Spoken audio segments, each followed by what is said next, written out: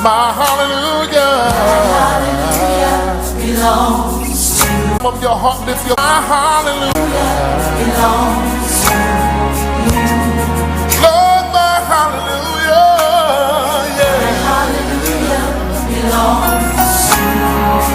Then we simply say, you deserve it. Real simple, say it, church. You deserve it. From the bottom of your heart, tell the Lord, you deserve it, Lord. Yeah. You deserve it. All of the glory, yeah. All of the glory belongs to you. Everything I give you, Lord, everything I owe you, Lord, it belongs to you. All of the glory belongs to you. Got it now? Come on, say it. All of the glory, Lord, belongs to you. All of the glory belongs to you.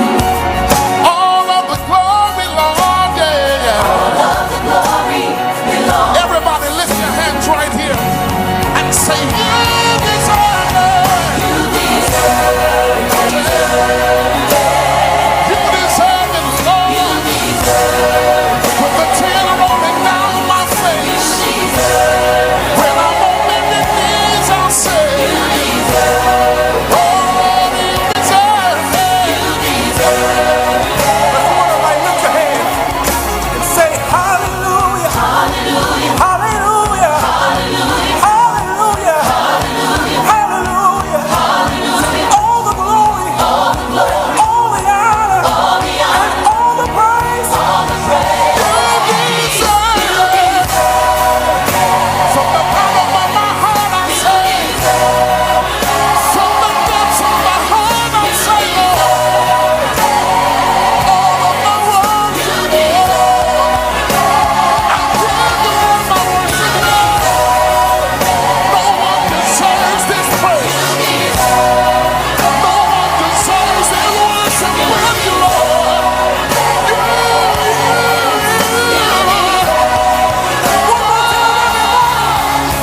Say hallelujah, hallelujah.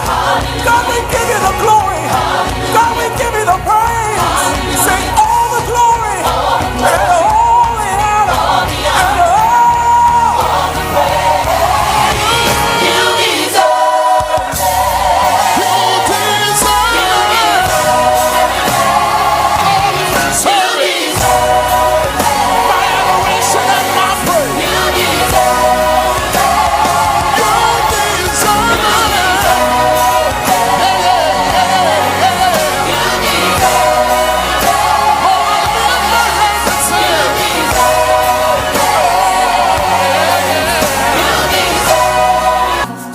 To you.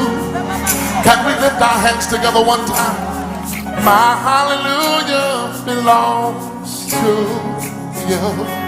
Everybody, come on in concert and say it. My hallelujah belongs to you.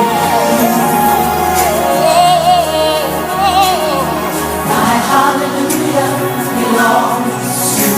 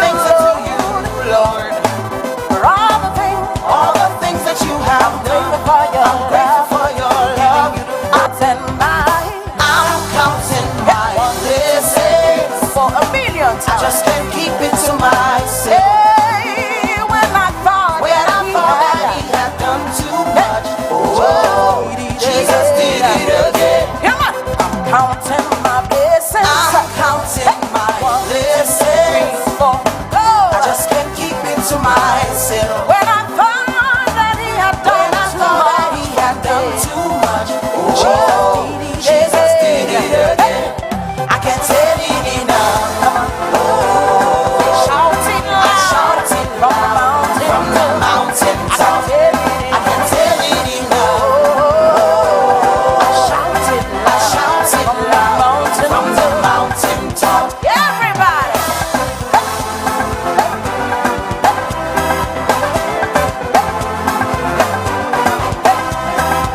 Come on, come on. Give him the praise. Come on, come on. Give him the praise. I dance and praise the Lord. Everybody, let's dance. I dance and praise the Lord. Come on, put on your dancing shoes. I dance and praise the Lord. Come on, let's dance. We clap. I clap and praise the Lord. The sound of praise go up. I clap and praise the Lord. Come on, let's clap. I clap and praise the Lord. Put your hands together. I clap and praise the Lord.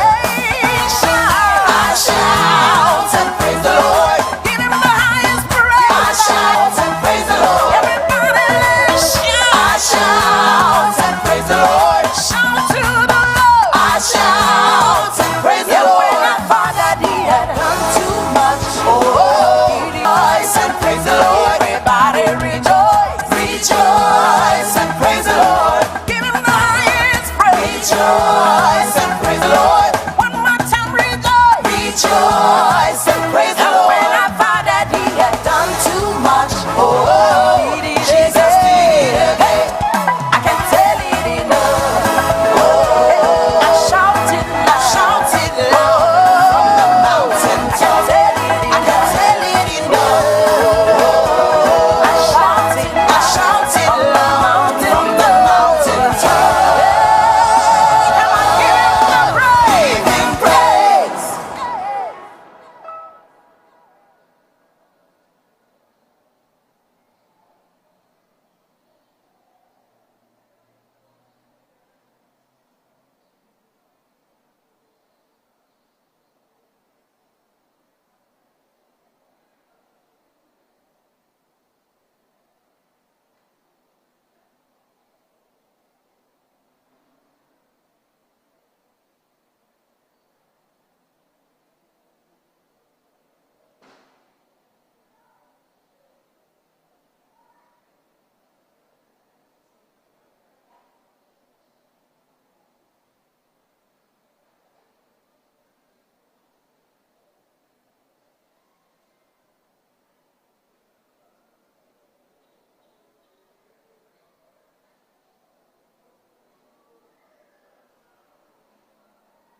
I come just now to say thank you, O King.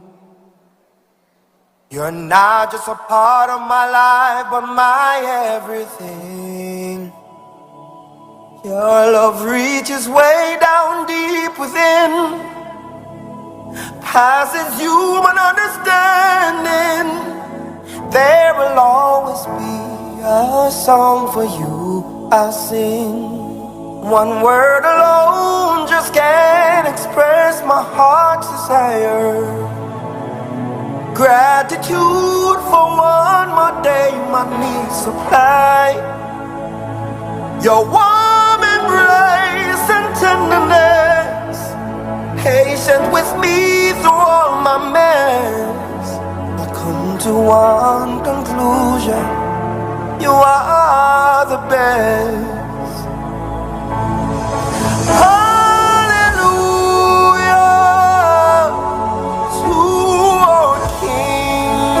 You are great, almighty,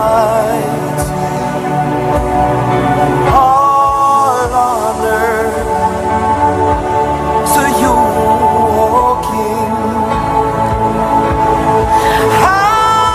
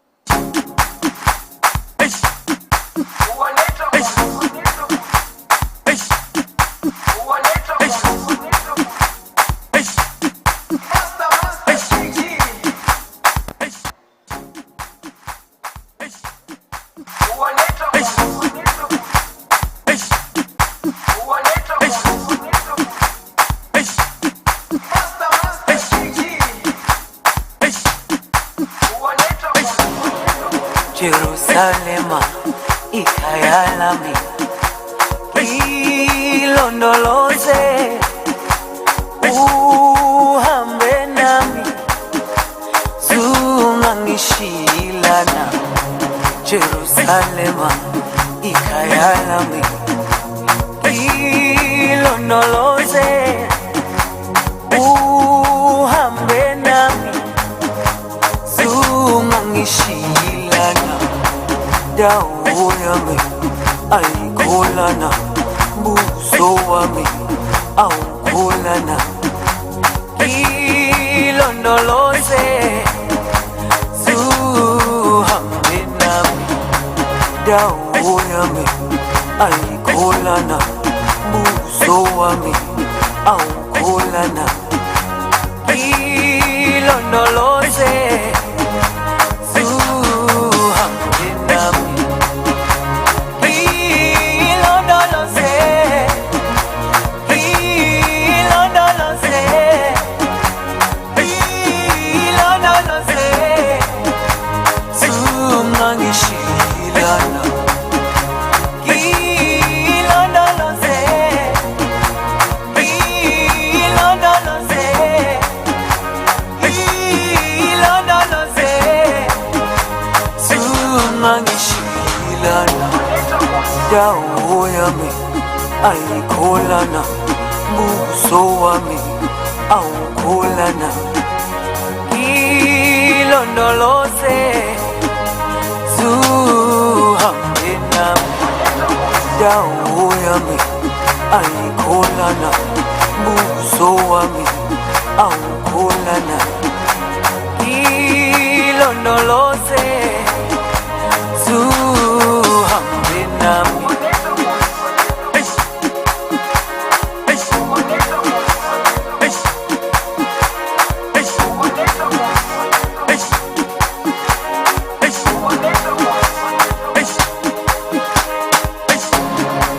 Jerusalema ikhaya lami, ilondoloze uhambe nami, zungangishilana. Jerusalema ikhaya lami, ilondoloze uhambe nami, zungangishilana. Dawo yami ayikholana, buso wami awukholana. Ilondoloze zuhambe nami.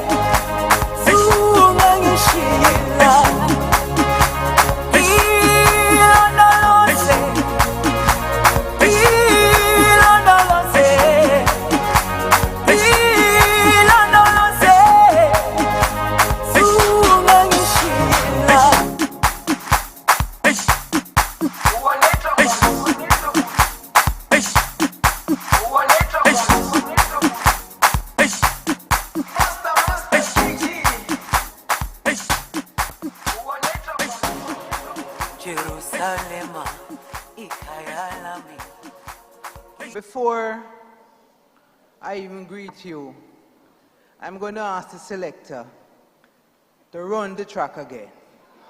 And when they run the track this time, all of us get up because we are celebrating. We are celebrating some good-looking women. You look on them look hearty, don't it? They look well-fed. Come on, somebody. Run the rhythm, dear sir. Run it. Come on. Come on, get up. I'm gonna move the body. Come on. Yes. Come on.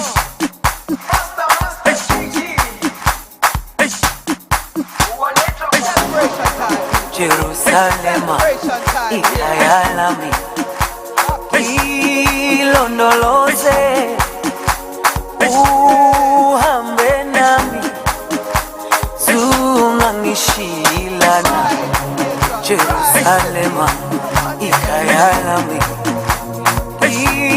ilondoloze uhambe nami zungangishilana dawo yami ayikholana buso wami awukholana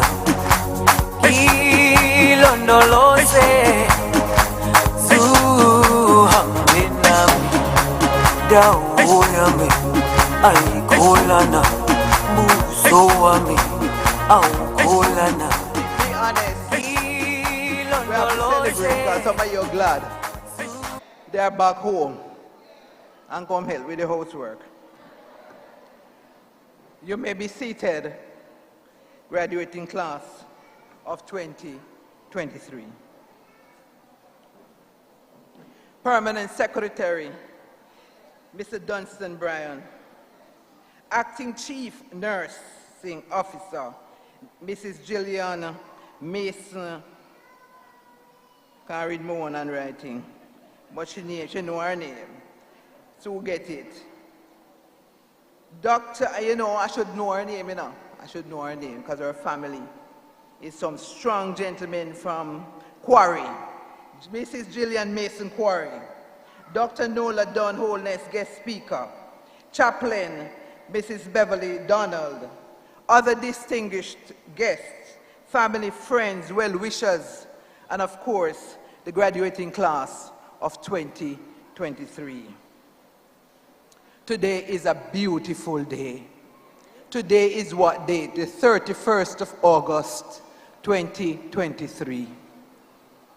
And as the song that I was listening to, and it is a song that has left an indelible mark on my heart, is that God has been faithful to us. It's not that you have been faithful to God, but God has been faithful to you. It's the goodness of God why we are standing here today, don't it? But I don't want to get carried away because I stand in the pulpit here, but we have to remember that God is faithful. And so I want to wish you a very good morning and to always remember that God is still on the throne, despite the odds, despite what is going on. And as I think of today, that this program started from, I think, 1890. The KSN, the school started, not the program necessarily, the school started. I must remember the song that says, and now the end is near, and so I face the final curtain. My friends, I say it clear. I state my case of which I'm certain. I've lived a life that's full. I traveled each and every highway, but more, much more than this, I did it my way. We come to the closing of a chapter, and during that period, we did it our way. We have what limited time in the chapel today, and if you know me, I can talk all day without even water. So I was warned and forewarned that we got to get out here at a particular time. So we have to run the show. So at this time, I'm going to ask Reverend Beverly Donald to say the opening prayer. She's a chaplain for the Kingston School of Nursing.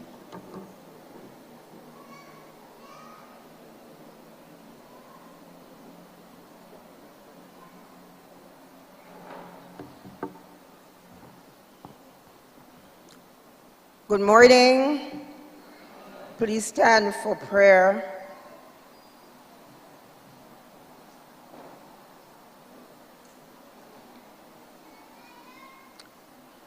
Let us pause for a moment as we continue to acknowledge God's presence with us.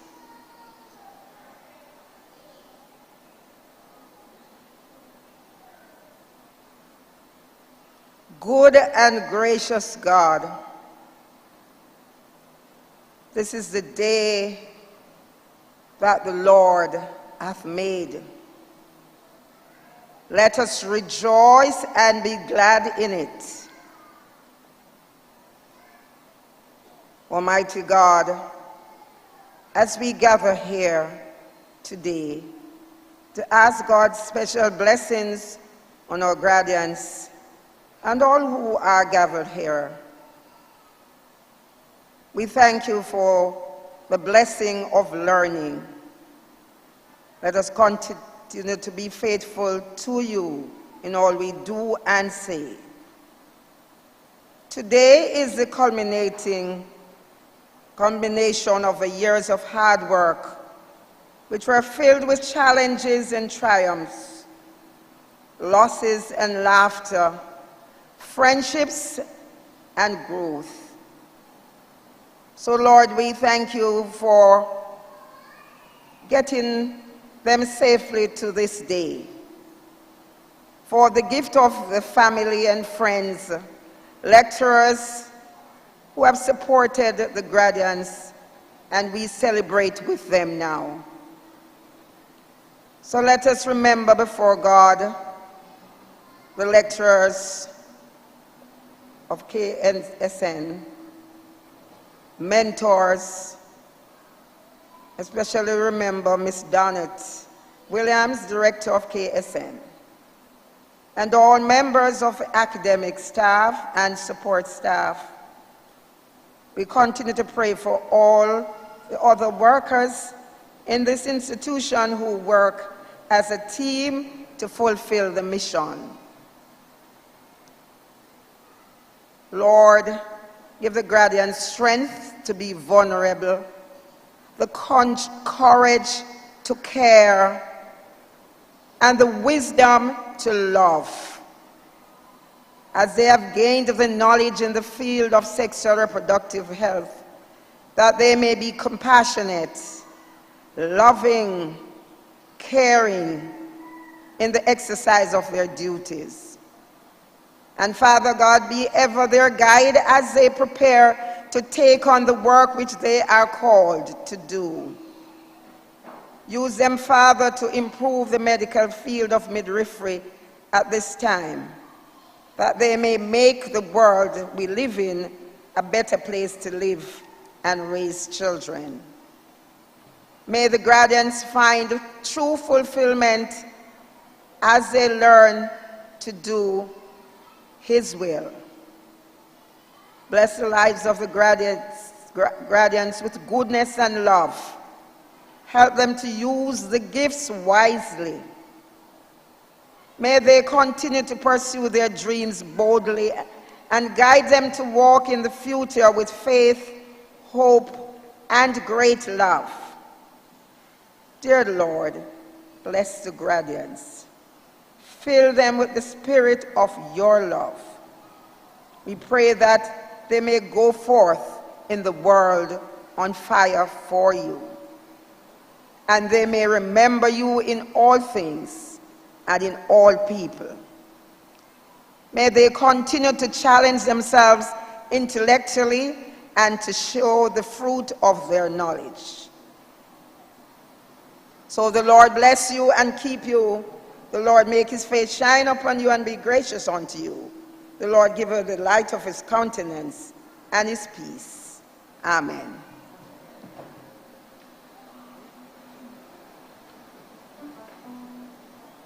Amen. At this time, we're going to have the opening hymn, Praise to the Lord.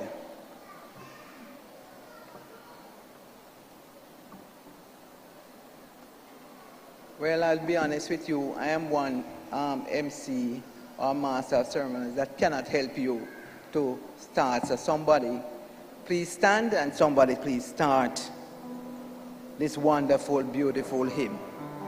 Praise to the Lord, the Almighty, the King of creation.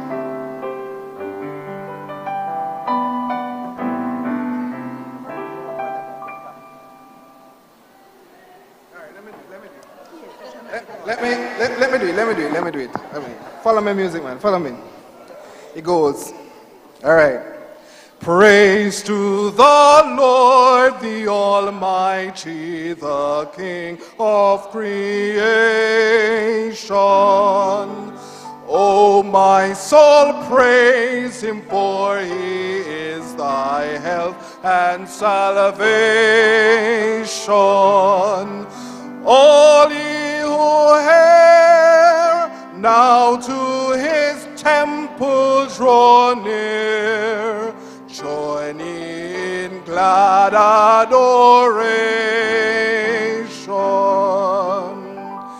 Praise to the Lord, who o'er all things so wondrously reigneth. Shielded thee gently for his wings, yea, so gently sustaineth.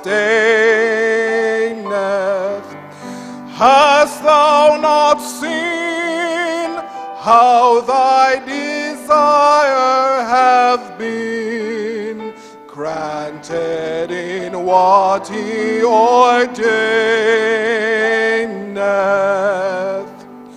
Praise to the Lord, who doth prosper thy work and defend thee. Surely his goodness and mercy here daily attend thee. Ponder anew what the Almighty can do, if with his love he befriend thee.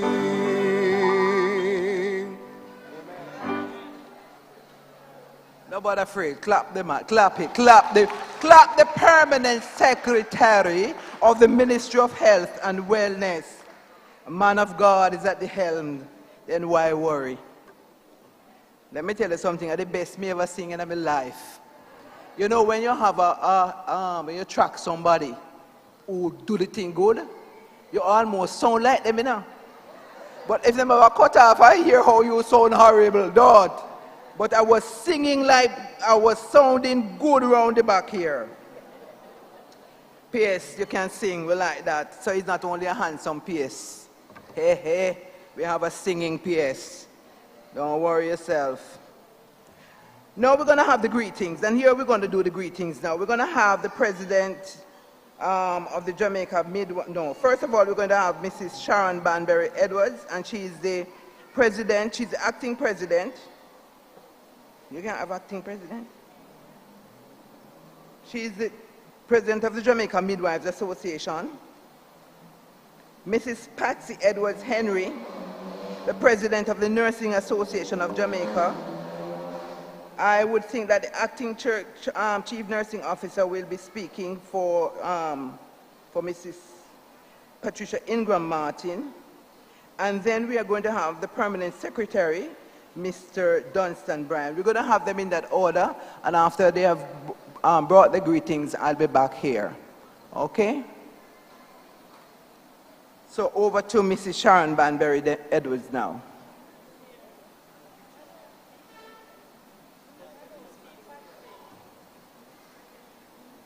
So what about Sharon? Is she here? All right, so, and that is why I waited so long to say, welcome, welcome, welcome. I was waiting on some more people to come in to say the welcome, welcome, welcome. Don't it? And there are some people who travel from far, from Mandeville. I don't know if they have them from Hanover too, but Westmoreland, I hope you drove and not on the bike, because we know Westmoreland is a land of motorcycle. So anyhow you reach here, it's all good. It's all good. If you were coming from Hanover, probably you'd have come on a donkey. But we want to welcome everybody. So two persons were to speak and they're not coming, so that is why I'm saying something. The welcome to welcome you all and to say we are happy that you're here. So we're going to ask then the acting chief nurse to come forward to bring her greetings, after which the permanent secretary will bring his greetings.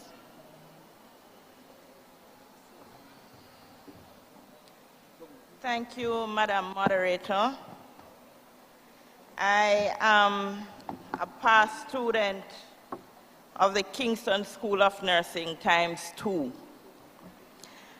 And I am seeing somebody in the audience that I am seeking your permission, Madam Moderator, to acknowledge a lady who is instrumental for me being in nursing, if you may indulge me. I am seeing many past directors, past lecturers of the Kingston School of Nursing, but I must acknowledge Sister Cooper Sharp.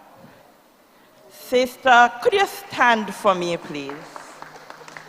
I remember going to interview to enter nursing school, and in those days, you sat in front of a panel of 6 very senior nurses who decided whether or not you should enter their profession because they owned it. I thank you so very much, ma'am, for selecting me, and I'm very happy to see you. And if I may, Gilbert was when we were at nursing school, and after Gilbert, we commandeered the bus and the driver, and we went on a tour of Kingston. And when we came back, in the lobby was Sister Cooper Sharp. The door was there, and she was standing here, and she said, my office to each of us. And when we got to her office, she said, I have a good mind sending home all of you, just like that.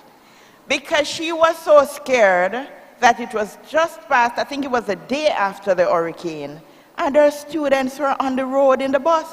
And I thank you for caring, ma'am.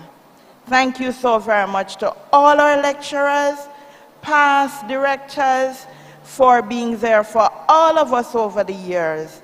And it is a bittersweet moment today to welcome our new graduates and to say goodbye to Kingston.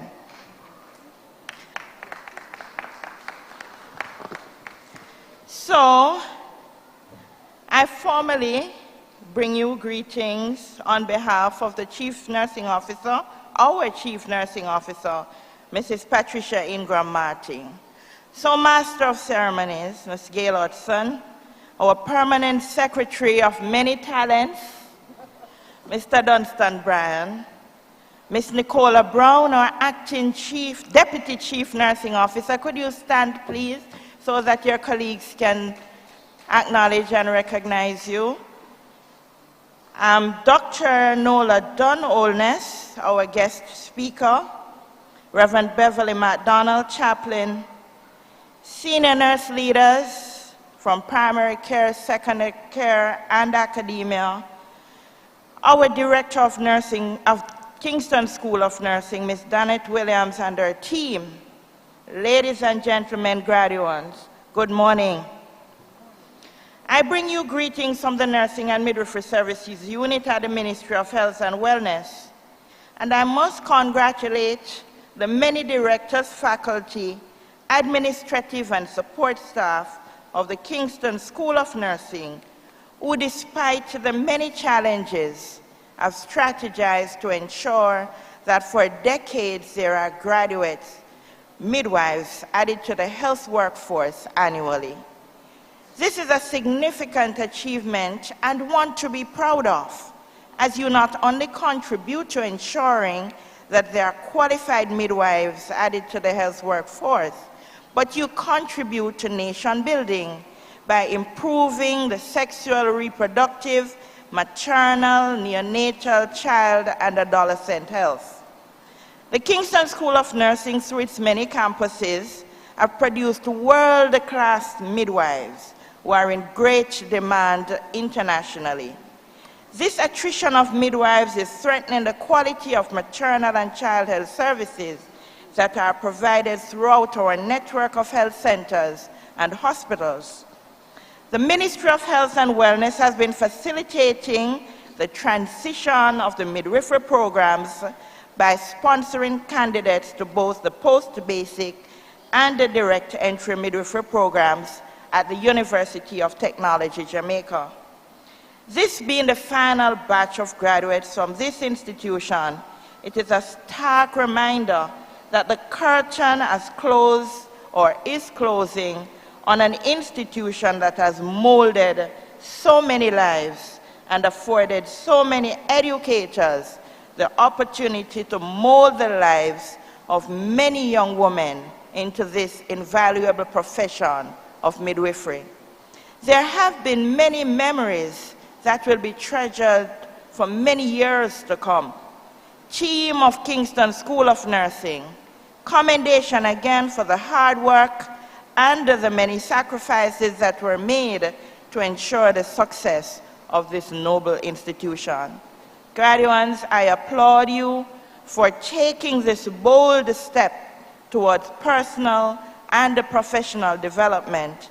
It is hoped that the knowledge you have gained will contribute to improving healthcare and the management of every client or patient that seek your service.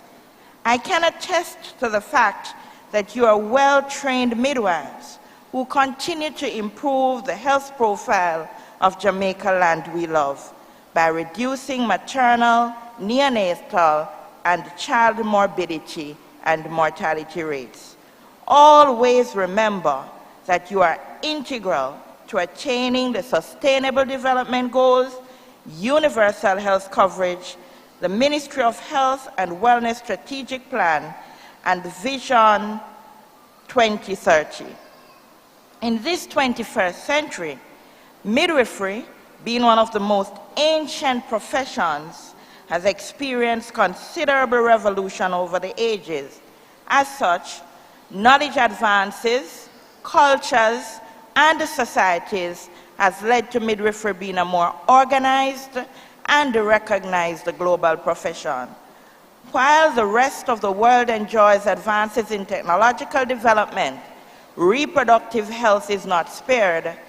In vitro fertilization, genetic engineering, cloning, surrogacy, artificial wombs, and various other modifications in the modes of reproduction have birthed major shifts in the type and mode of care provided to clients, as well as a range of ethical issues that a midwife must negotiate in the daily practice of this profession. Therefore, continuous increases in the level of education, coupled with technological advances, present a need to improve and update professional and ethical codes that guide conduct and professional practice.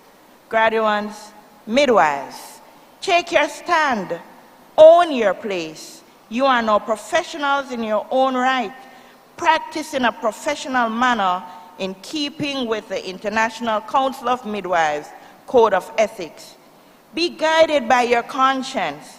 Let integrity be your guiding principle, and ensure that the threads of care and compassion be interwoven in all you do.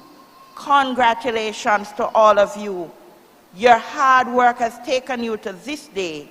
It's about time that you get to do what you love and help others do the same. All the best in your endeavors, and God bless you always and in all ways.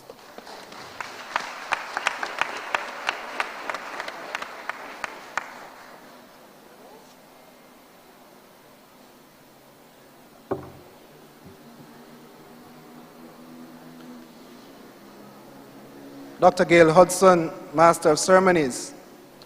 We go back a long way because she employed me in the ministry.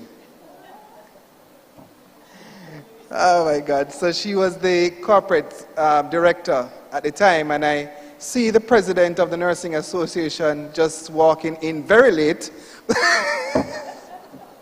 But I acknowledge you, ma'am, and I wish you all the very best. I'm happy to see you. I think your space is with us on the podium, but we will work through that. I want to acknowledge Dr. Nola Don Holness, who is the guest speaker for today.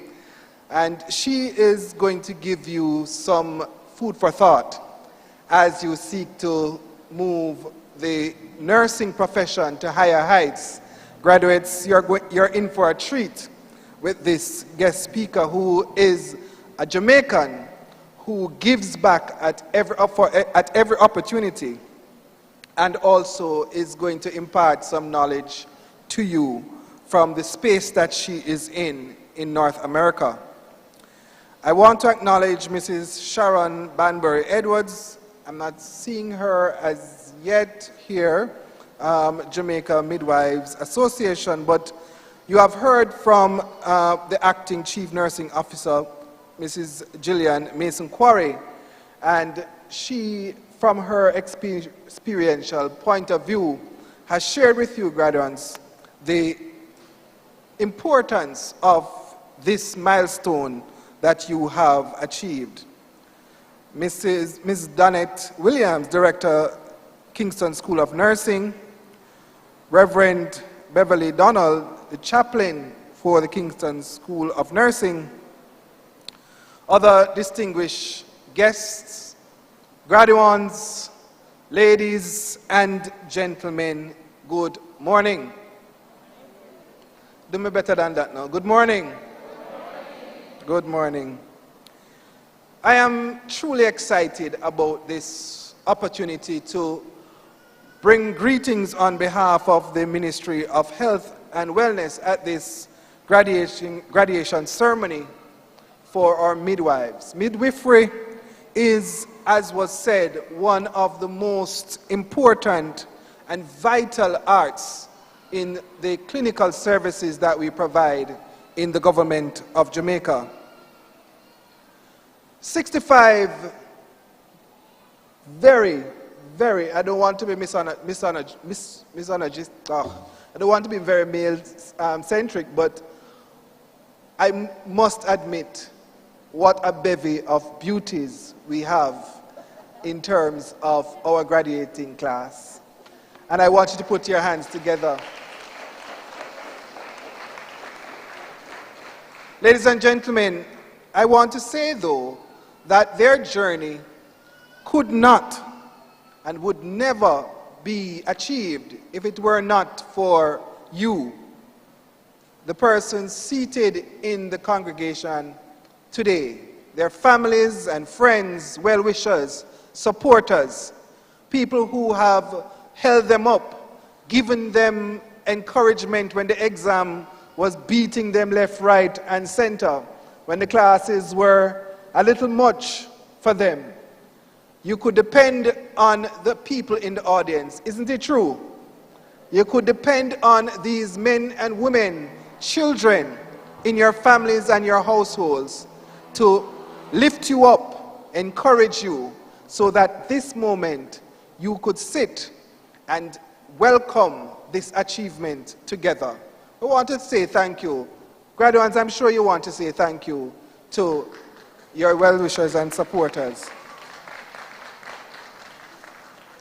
Friends, the Ministry of Health and Wellness is deeply grateful to the Kingston School of Nursing for producing graduates year in and year out.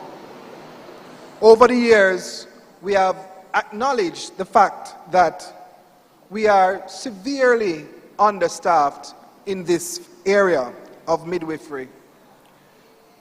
Currently, the government system of health requires some additional 704 midwives. We currently operate, colleagues, friends, ladies and gentlemen, at a 66% level of our capacity for this service. However, there's a plan. And the plan is what we describe as our Human Resource for Health plan. And that Human Resource for Health plan stretches all the way back into our high schools to prepare persons to take on the challenge of schooling and education. We are not at all lost in the understanding that our educational system is in need of some support as we struggle to find students within our secondary schools that are able to matriculate into our nursing schools. And as we move forward as a country, we recognize that we do have the challenge of migration. Migration is a natural phenomenon. Jamaica has been a migratory population from time immemorial. Even the Tainos were migratory. So the movement of people in and out of Jamaica is not a new phenomenon. And it would not be there would be no prudence in structuring a system that prevents any of us from having the choice of migration. But the Ministry of Health and Wellness is looking to build a cadre of nurses and midwives that allows us to provide to our neighbors in the north their needs, but also to provide for the needs of our population. And therefore, we are happy to see this class of some 65 graduates that are being presented today as they step through this milestone and take up their rightful place, whether it be in the public system or the private system, making sure that mothers, children, sexual and reproductive health issues are addressed in the most professional and first world, first class method. Colleagues, friends, it is no excuse for us to sit on our laurels. There is work to be done.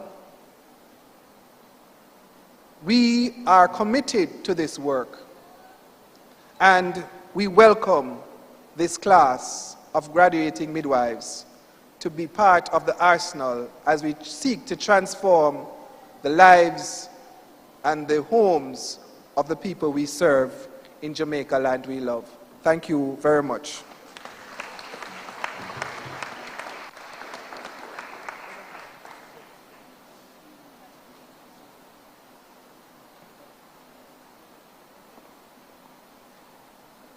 Okay.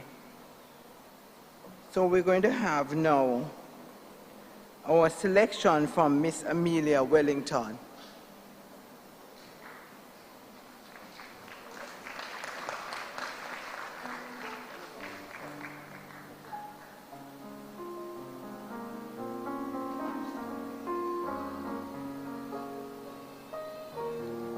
Our permanent secretary has to leave, so we want to thank him as he's escorting her up. I thought he was leaving.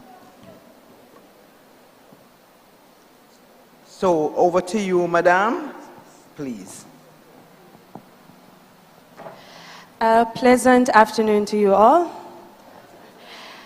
This tribute that I'm about to do is in recognition of the monumental contribution of the Kingston School of Nursing to the health and wellness of the people of our great country.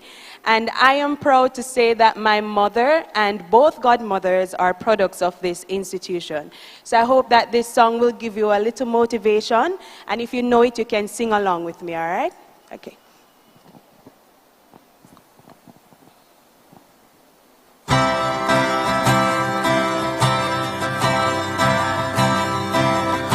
Some dreams live on in time forever, and those dreams you want with all your heart,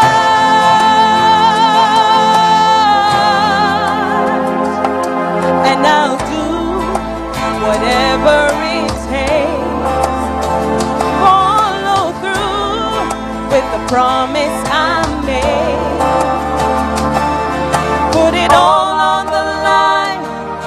what I hope for at last would be mine. If I could reach higher, just for one moment touch the sky. From that one moment in my life, I'm gonna be stronger. Know that I've tried my very best. I put my spirit to the test. If I could reach,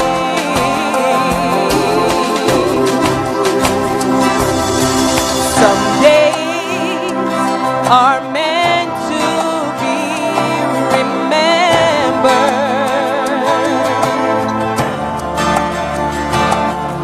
and those days you will rise above the stars.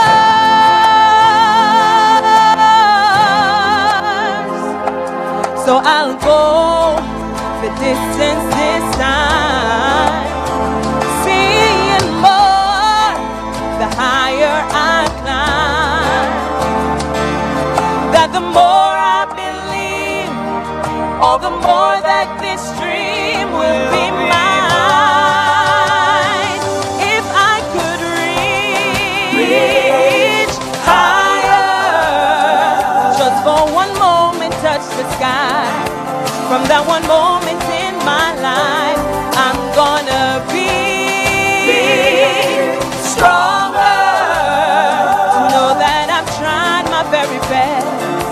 I put my spirit to the test. If I could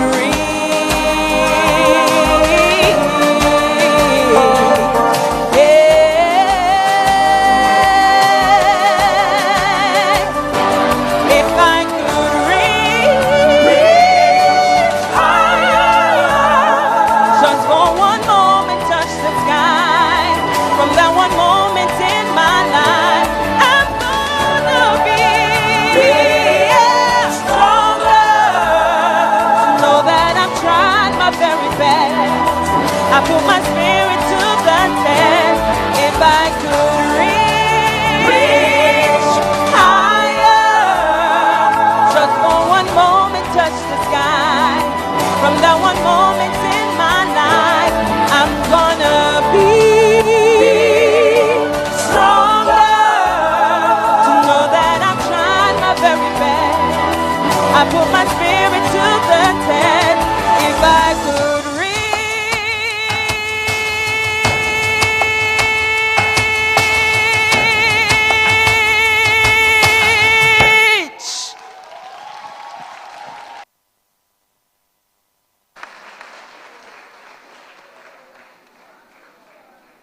Now you tell me.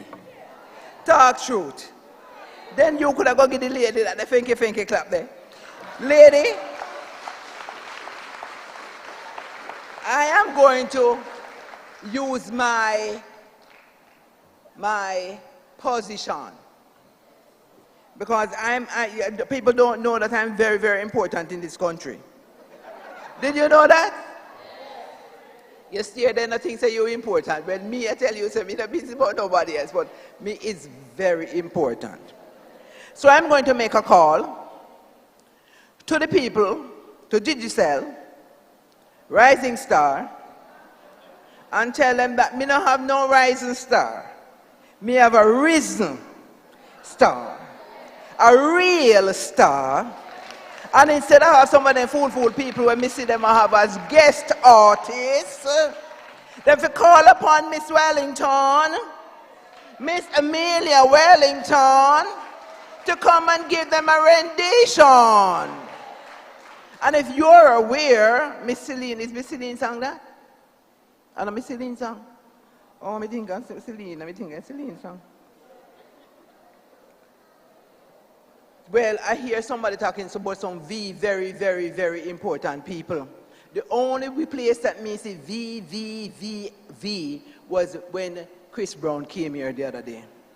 I have never seen so much VIP. You did see them?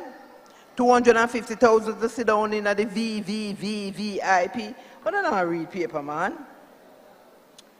Well, I have to tell you that we have some apologies here. Marjorie Ming, Pansy Marks, you're a former nurse educator. If you see me stumbling, it's somebody write it.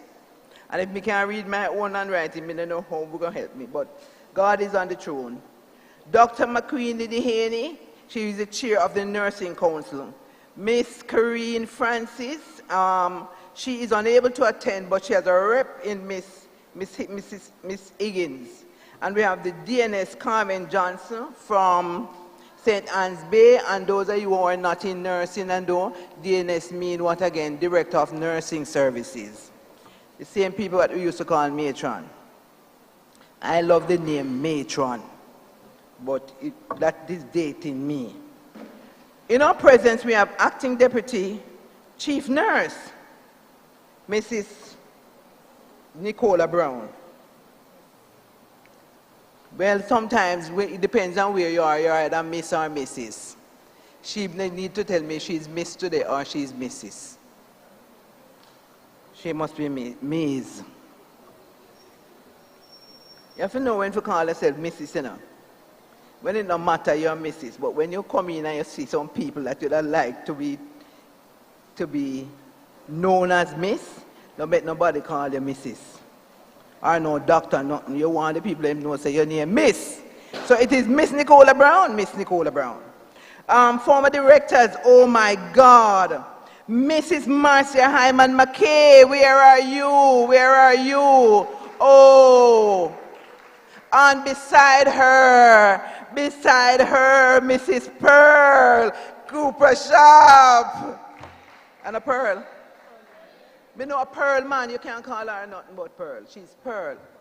We're not putting on no other piece on her name. She's rare Pearl. Is she did tell me that she has gold in her teeth and silver in her hair and minerals in her hip when we were having some retirement something. And if you want joke, sit down beside a lady, you're going to laugh until you die this evening. And she start make joke of me already, so we can imagine everybody around here soon start laugh. She is dangerous with jokes. Dangerous. Former educators, we have Perlinda Anderson, Mrs. Catherine Frew. Clap the people, let me know. They have given yeoman service to Jamaica. Lynette Lyons, Mrs. I. Brooks Watson, Mrs. V. Taylor Smalling,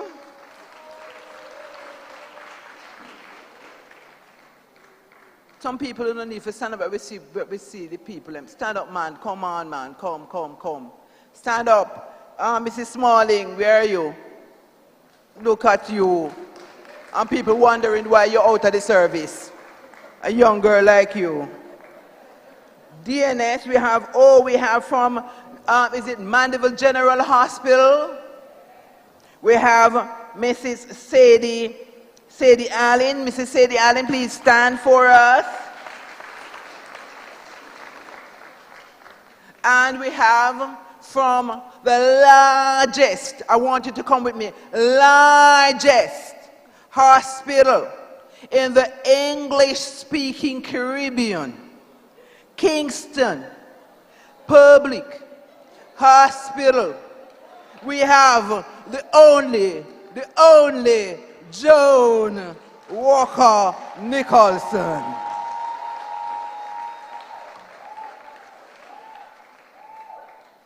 And it looked like Joan can sing. Because when we did sing this song and it sounded like it was slow, we see she come like this. That we must speed up the song and put some energy in the song. We have Nadine Anderson Lawrence. Is it Nadine or is it Nadine? We gotta get it right. She's a DNS for the Princess Margaret Hospital. The hospital that now has a highway to that hospital. You didn't know that them building highway just for Princess Margaret Hospital alone? No, can't stay there. Not tell the people them that. When you talk about yourself, you must say, and I work at the hospital with the biggest, with the most complicated highway. What a highway if you give trouble. We have a lady in our midst also. She is Mrs. Sheila Daly Jones. And she's a registrar, isn't that so? For the Nursing Council. And she's the former head of the in-service institution. I don't like the word institution, it sounds like I want one place in the mentally challenged, not true? Not in prison, but some people going to lock up some people. And Dr. H. Freckleton is the assistant registrar.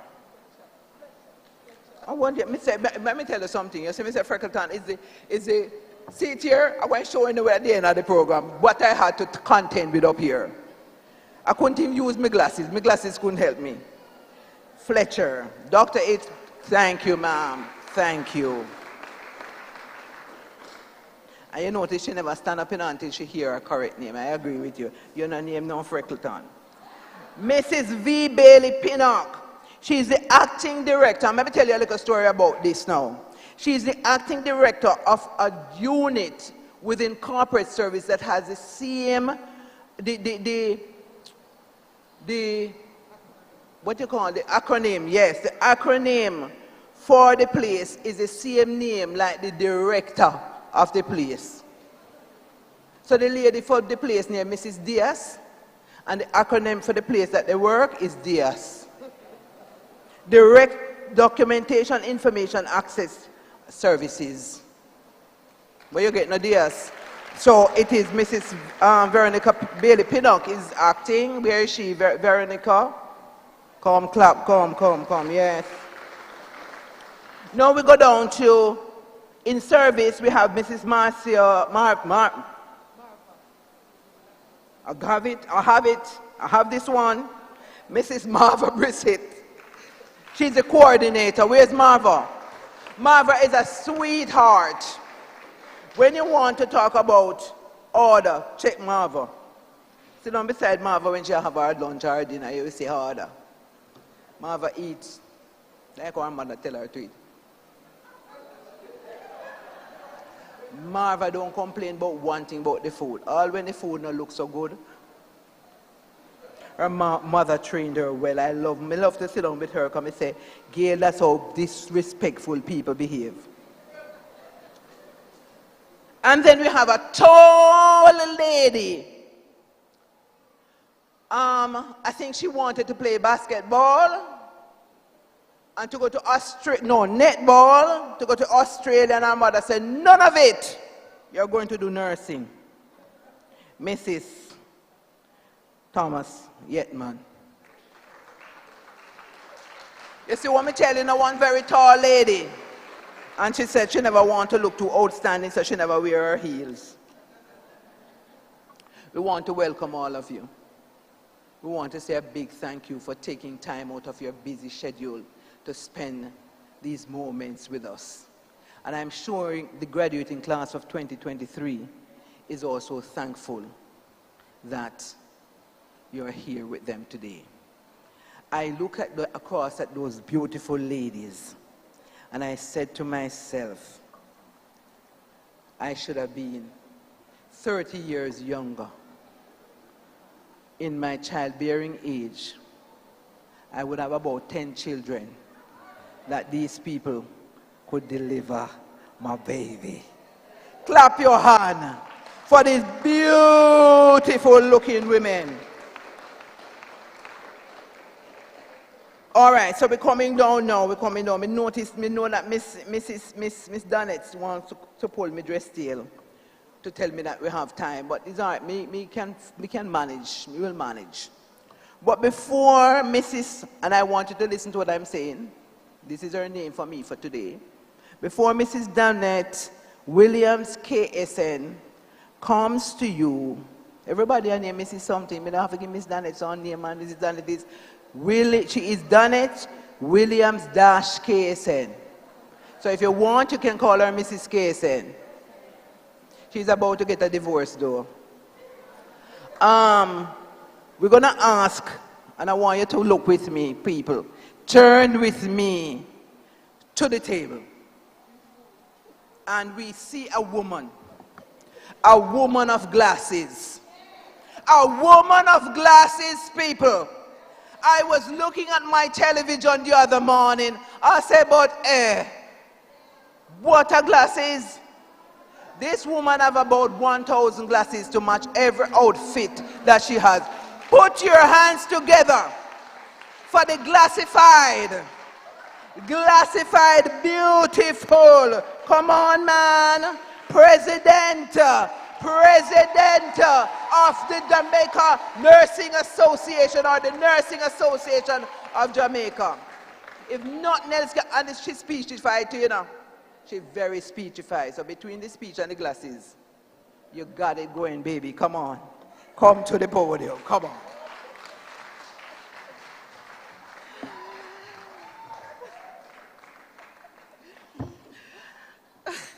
To the very, very, very, very important lady, Ma'am Chairperson, Miss Danette Williams, Director of School of Nursing, to Reverend Beverly Donald.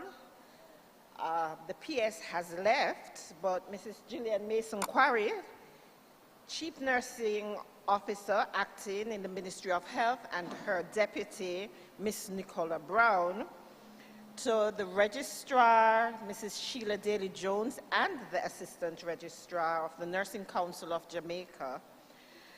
I heard the chairperson, Lady Gail, mention some persons, but, and I would want to say the protocols having been established, I adopt, but I have to single out and name a few persons. So past tutors, Mrs. Pearline Cooper-Sharp, Mrs. McKay, and Miss Anderson. Oh my God. It's so awesome to see you. Sister Lyons, Lord of mercy, I couldn't tell when last I see you. Sister Fru, it's so awesome to see all of you. Just to say, ladies, that all of them taught me, you hear? Yeah, and I'm old. But they're not old, all right? Not to suggest that they're old, because look at them. Just look at them now. To the directors and past directors of the different facilities, the regional nursing supervisor, Mrs. Thomas Yetman, family, friends, and most of all, the graduating class of 2023, good morning. Is it still morning?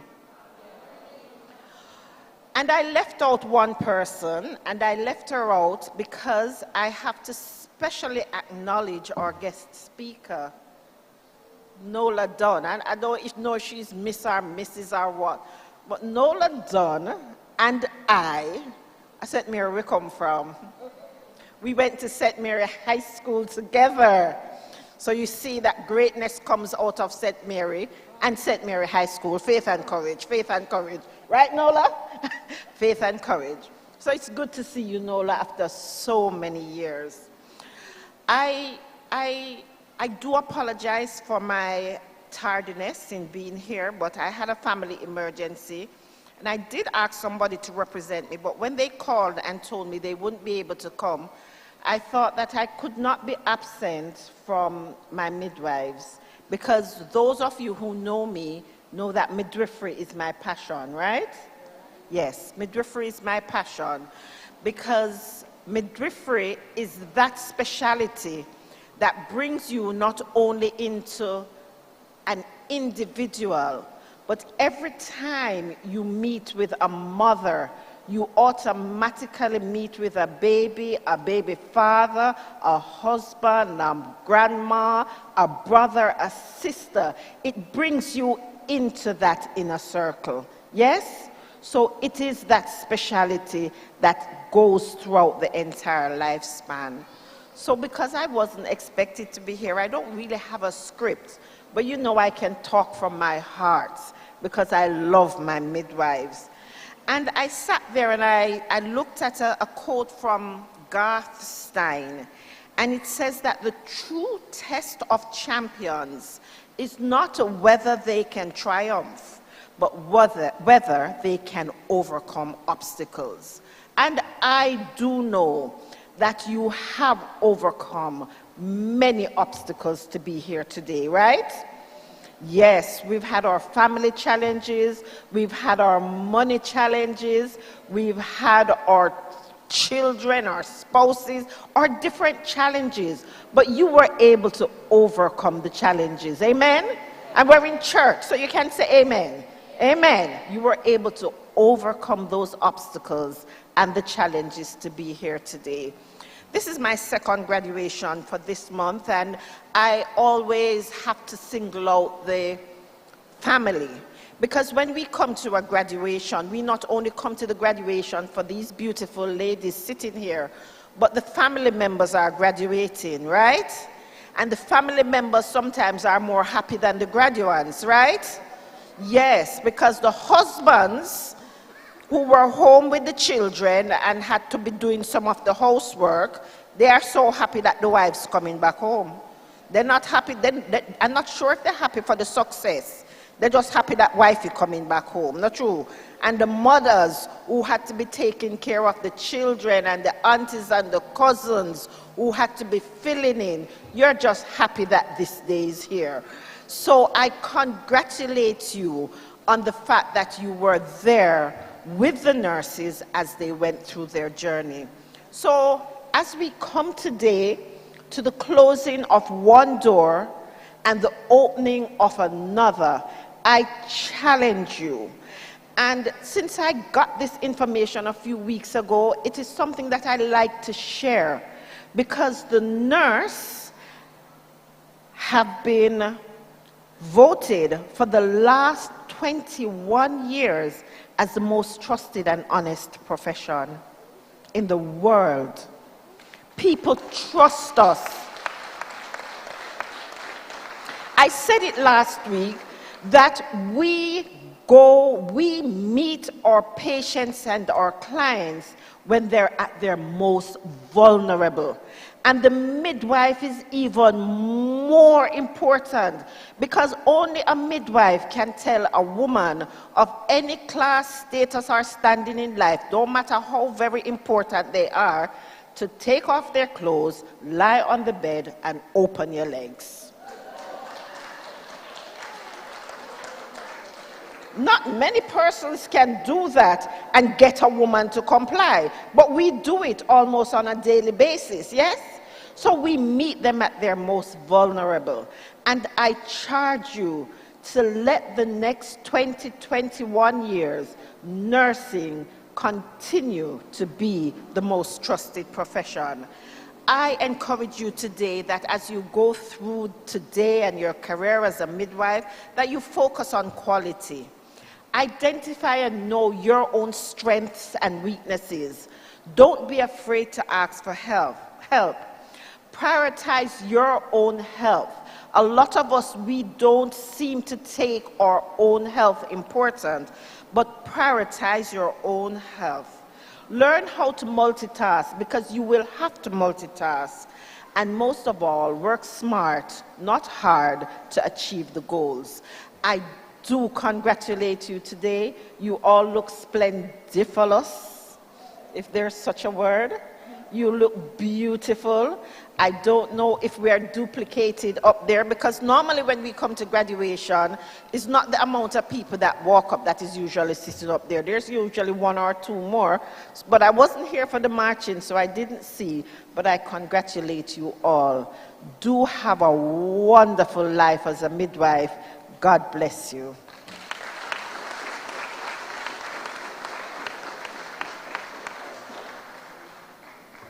You see that she matched the glasses though.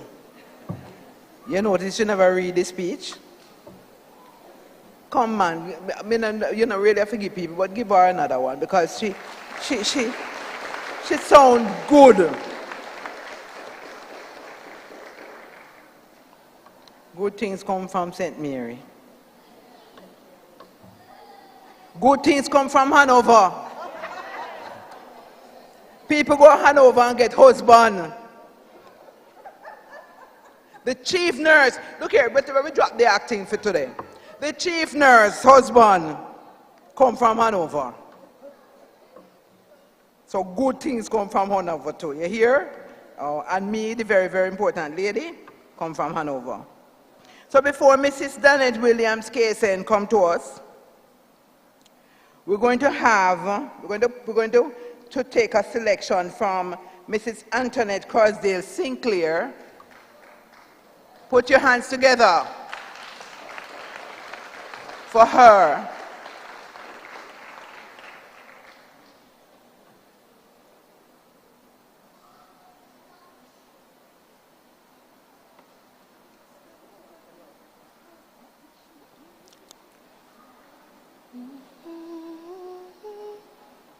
Good morning, everyone, or good afternoon. I'm a church girl by heart, so I'm going to bless you today. I'm just going to remind you that God is good, despite the challenges you face, despite the rotations you had, despite the exams that you had to face. God has been good. So if you know this song, you can sing along. I love you, Lord, for your mercy never fails me. All my days have been held in your hand. From the moment that I wake up until I lay my head, I will sing of the goodness of God. Come on, if you know it, sing with me. Oh, all my life you have been faithful. Yeah. And all my life you have been so, so good. With every breath that I am able, I will sing of the goodness of God. I love your voice, 'cause you have led me through the fire in darkest night. You are close like no other. I've known you as a father, I've known you as a friend, and I will sing of the goodness of God. All my life you have been faithful. Yeah, and all my life you have been so, so good. With every breath that I am able, and I will sing of the goodness of God. Come on, your goodness, your goodness, your goodness is running after, is running after me. Your goodness is running after, is running after me. When my life laid down, I surrender now. I give you everything. Yeah. Your goodness is running after, is running after me. And all my life you have been faithful. Yeah. And all my life you have been so, so good. With every breath that I am able, I will sing of the goodness of God.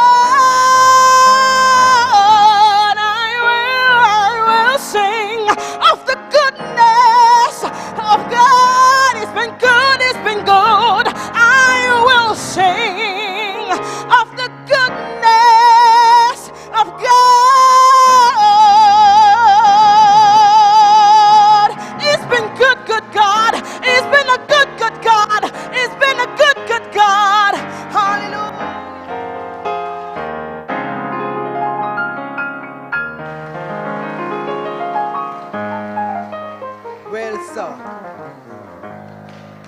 know say it's a Kingston product that. Yeah, she used to work. Let me tell you something though. Take a good look at that lady. Take a good look at the one that was up here. You see how them body look? The singer come from there, so. You have to have something round here, so. To can sing like that. And now I said nothing more. I only say you have to have something right round here, so. Look on the two of them. It means that something went wrong why me can't sing like that. Don't it? Something went awry. Because me supposed to can't sing like that. You look on the people who can sing. Look on your YouTube. But you know what I omitted to say? I know that Mrs.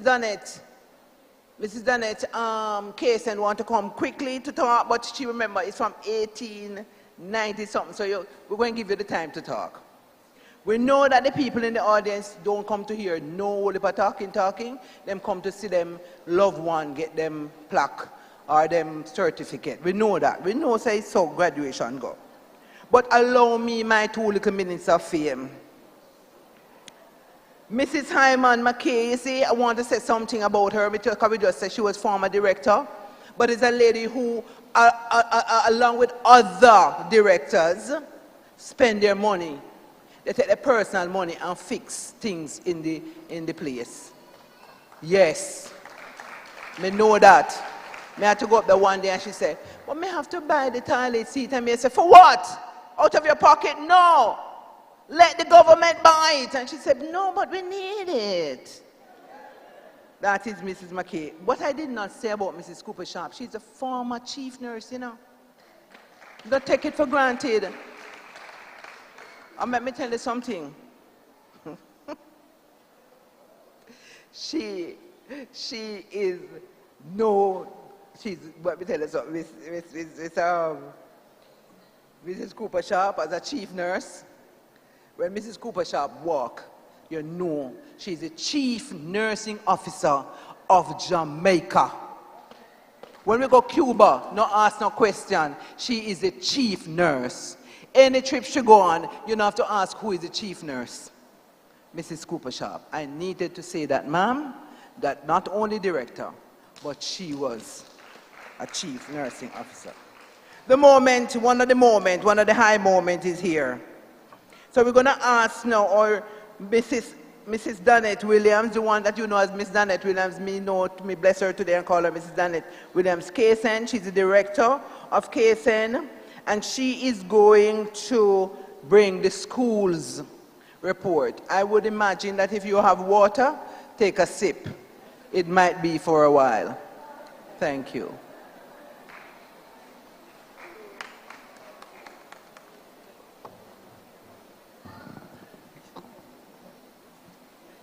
Madam Chairperson, Dr. Gail Hudson, Acting Chief Nurse, Mrs. Gillian Mason-Quarry, our guest speaker, Dr. Nola Honess, our President of the Nurses Association of Jamaica, Mrs. Patsy Edwards Henry, our Chaplain Beverly Donald, distinguished guests in the audience, good afternoon.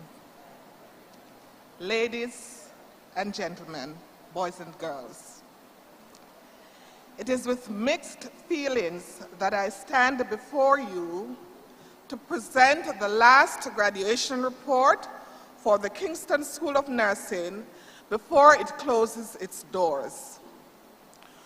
40 years, 10 months as a student, not envisioning that one day I would stand at the helm to chart my own voyage in the leadership ranks of the school.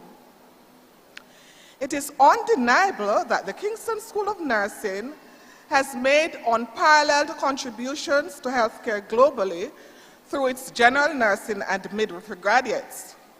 However, for the past 13 years, its sole concentration has been in midwifery, supplying the Ministry of Health and Wellness with over 1,000 highly trained midwives to meet the maternal and child health needs of the Jamaican population. The school had administrative responsibility for 3 campuses located at 50 Halfway Tree Road, Spanish Town Hospital, and Sam Sharp Teachers College. And you'll understand why I say had later on. This report speaks to the activities at all the campuses, mainly for the period May 2022 to August 2023. Our current student population, we have 10 students who consist of individuals who are waiting to either sit or resit the final qualifying examination of the Nursing Council of Jamaica in October 2023. The qualifying examination of the Nursing Council. In April 2022, 48 students sat the midwifery examination. 38 were successful. 28 students sat in October 2022. 18 were successful. Of the 17 students who sat April 2023, 10 were successful. 1 student from the 50 Halfway Tree campus and 1 from the Spanish Town campus were awarded the Grabham Prize, which is given to the individual scoring the highest marks among candidates who sit the examination in the island in October 2022 and April 2023, respectively. Graduation exercise. The graduating class comprises 2 direct entry students and 63 post-basic midwifery graduates spanning the period October 2017 to April 2023. Faculty. Our midwifery educators play a central role in the achievements of our graduates. Working with inadequate resources and facing the numerous challenges posed by internal and external environments has been extremely tough, not to mention frustrating. Therefore, I am expressing my profound gratitude to the members of the faculty for their resoluteness, flexibility, and unflinching support over the years. And I'm going to call the names and I'll ask the persons to stand. Mrs. Jacqueline Welsh, Senior Tutor. Mrs. Marvel Lewis Nalty, Senior Tutor. Mrs. Carol Morris, Senior Tutor in Charge, School of Midwifery, Spanish Town. Mrs. Evis Henningham Burrell, Senior Tutor. Mrs. Donna Davis Reed, Senior Tutor in Charge, Cornwall School of Nursing. Mrs. Catherine Frew, Senior Tutor.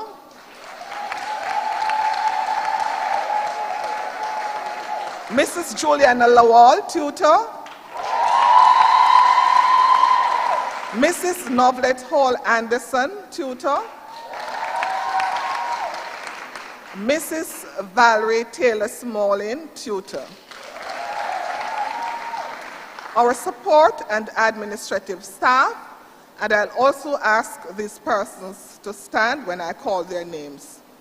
To the administrative, clerical, library, dietary, and housekeeping staff in the persons of Mrs. Vanessa Hamilton Mendez, Administrator, Miss Esther Lawrence, Secretary, Miss Shanice Green, Secretary, Mrs. Cheryl Chambers, Librarian, Miss Elaine McFarlane, House Mother, Miss Marlene Gardner, Miss Stacey Ann Williams, Miss Mishka Williams, Mrs. Debian Maglashan Mannion, Mr. Andy Brown, and Mr. Keston Green, as well as the security personnel. Your support, commitment, hard work, and sacrifices have been noted. We could never have achieved what we did without your participation. Let me use this occasion to publicly express sincere thanks. Parallel program, certificate program. The last group of the parallel program completed training in April 2023, and the majority sat the qualifying examination of the Nursing Council that same month. 6 were referred. They will resit in October 2023, along with 2 first sitters and 2 other resitters from the previous examination. The campus of the Cornwall School of Nursing, which was located at Sam Sharp Teachers College, closed on April 18, 2023. The 2 members of the tutorial staff who are still there are temporarily housed at the Freeport Division of the Western Regional Health Authority, where they are working assiduously to complete transcript records and ensure that all other records are in order. Other employees have either been deployed or have either been redeployed or retired. The campus at the Spanish Town Hospital closed on May 5, 2023. The staff is currently at 50 Hertfordshire Road. A parallel program termination committee headed by Dr. Gail Hodson has been set up to facilitate the closure of the Kingston School of Nursing. Our transcript department. Between May 5, 2022 and April 31, 2023, at the 50 Hertfordshire Road campus, we received 180 applications, and we have so far processed 176. At the Cornwall School of Nursing, a total of 92 applications were received for transcripts. For the same period, 90 were processed. Our database. Discussion has been held with the Information, Communication and Technology Unit, that is the ICTU, Ministry of Health and Wellness, to determine the way forward in the creation of a database for the thousands of transcripts stored at 50 Hertfordshire Road, and in addition to those from the Cornwall campus, which are still there. In terms of personal and professional development for students, family planning workshops were held. In terms of our staff development activities, members of staff attended various workshops, training, conferences, and seminars on wide-ranging topics throughout the period. These included the Nurses Association of Jamaica Summer School, Ministry of Health and Wellness Annual Research Conference, Corporate Services Training, the National Nursing and Midwifery Service Standards Committee and the Nursing Council of Jamaica Standards, Competencies, and Scope of Practice for registered nurses, registered midwives, school nurses, enrolled assistant nurses, and public health nurses. Different categories of staff are attending Caribbean Secondary Examination Certificate classes at 50 Hertfordshire Road in association with the Ministry of Health and Wellness and the Heart Trust NTA. The classes are held after working hours. Mrs. Juliana Lawal, tutor, completed the certificate in mental health at the in-service education unit. Mrs. Jacqueline Welsh is pursuing a course in project management at the Management Institute for National Development, MIND. A representative from the Ministry of Finance conducted a presentation on pensions in February 2023. All entities located on the compound at 50 Hertfordshire Road were invited. The Corporate Service Division of the Ministry of Health and Wellness conducted a week of training between April 11 and 16, 2023. All categories of staff of the Kingston School of Nursing were included and participated on their scheduled days. Our achievements.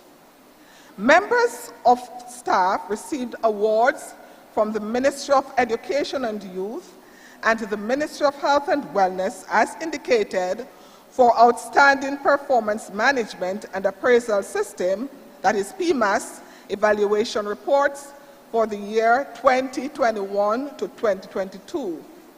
The Ministry of Education and Youth held its awards ceremony virtually on December 16, 2022, and the Ministry of Health and Wellness face-to-face on July 15, 2023, for Gold and Platinum awardees. Mr. Andy Brown, male attendant, was nominated as Worker of the Half Year. He received a plaque and other tokens. The secretaries received tokens from the Ministry of Health and Wellness on Administrative Professionals Day in April 2023. Community activities.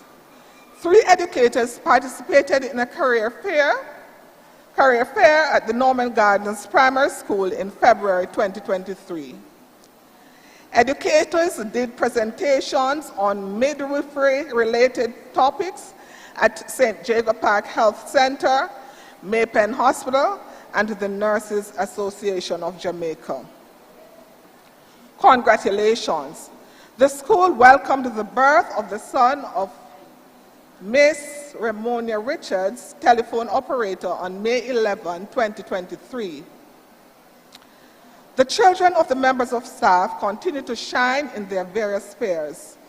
We extend our heartiest congratulations to them. Employment. Miss Ramonia Richards joined the staff as telephone operator in May 2023. May 2022. Miss Esther Lawrence, Secretary 1, assumed the role of Acting Secretary 2 in May 2022, following the resignation of Miss Wendy Ann Williams. Transfers, resignations, retirement, reassignments, end of contracts. Miss Shanice Green, Secretary, returned from secondment and was again seconded to another entity in the capacity of Administrator on June 1, 2023. Mrs. Juliet Forrester Nugent, Nurse Educator, was transferred to the In-Service Education Unit with effect from July 1, 2023. Mrs. Valerie Taylor Smolin and Mrs. Catherine Frew completed their contractual arrangement with the Ministry of Health and Wellness on December 31, 2022 and March 31, 2023, respectively. We thank them for their sterling contributions to the midwifery programs during their tenure. Sickness, loss. Members of staff lost relatives during this period. The school family also lost veteran midwifery educator and senior tutor in charge of the midwifery school, Mrs. Shirley Russell. And previously, Mrs. Patricia Linton Jobbins, senior tutor, Mrs. Viva Martin, former director, and Miss Mervyn Johnson, former senior tutor, also died. Our challenges: long-standing plumbing and electrical problems at the 50 Halfway Road remain. Although there has been some improvement, internet and Wi-Fi malfunctions continue. And a major problem that we have is parking at the 50 Halfway Road location with a number of persons who do business and participate in other activities at the various councils housed at the location. Budgetary issues. We have inadequate budget to meet the needs of the school. For example, our infrastructural repairs. Improvements. The classroom on the netball court was renovated and is now being used by the In-Service Education Unit. New desktop computers were installed by ICTU in the Ministry of Health and Wellness at the school. External examiners. Educators served as external assessors for the final clinical examination of the Nursing Council for registered nursing students from the Excelsior Community College Department of Nursing, University of the West Indies School of Nursing, and the Hyacinth Chen School of Nursing, Northern Caribbean University, Brownstown Community College Department of Nursing, as well as assistant nursing students from the Portmore Community College. One educator also participated in the oral and practical examination of the Nursing Council of Jamaica for the Caribbean School of Nursing, Western Campus. Invigilators. A number of educators took part in the invigilation of the regional examination for nurse registration, RENR, and the assistant nurse qualifying examination of the Nursing Council of Jamaica. Item writing and table marking. Educators continue to participate in item writing and table marking activities as scheduled by the Nursing Council of Jamaica. Tutors also participate in other activities of the Nursing Council of Jamaica. Relocation, the in-service education unit remains at 50 Halfway Tree Road for the time being. Areas used for clinical experience. Crucial to the students' preparation as professionals is the clinical component, which the school could never accomplish without assistance. We therefore acknowledge the collaboration with the nursing, medical, paramedical, and other personnel in the hospitals, health centers, and other health and social agencies for providing the experiences for our students. Sincere gratitude to Victoria Jubilee, Spanish Town, Savannah Lamar, Mandeville Regional, St. Anne's Bay, Falmouth, and the Cornwall Regional Hospitals.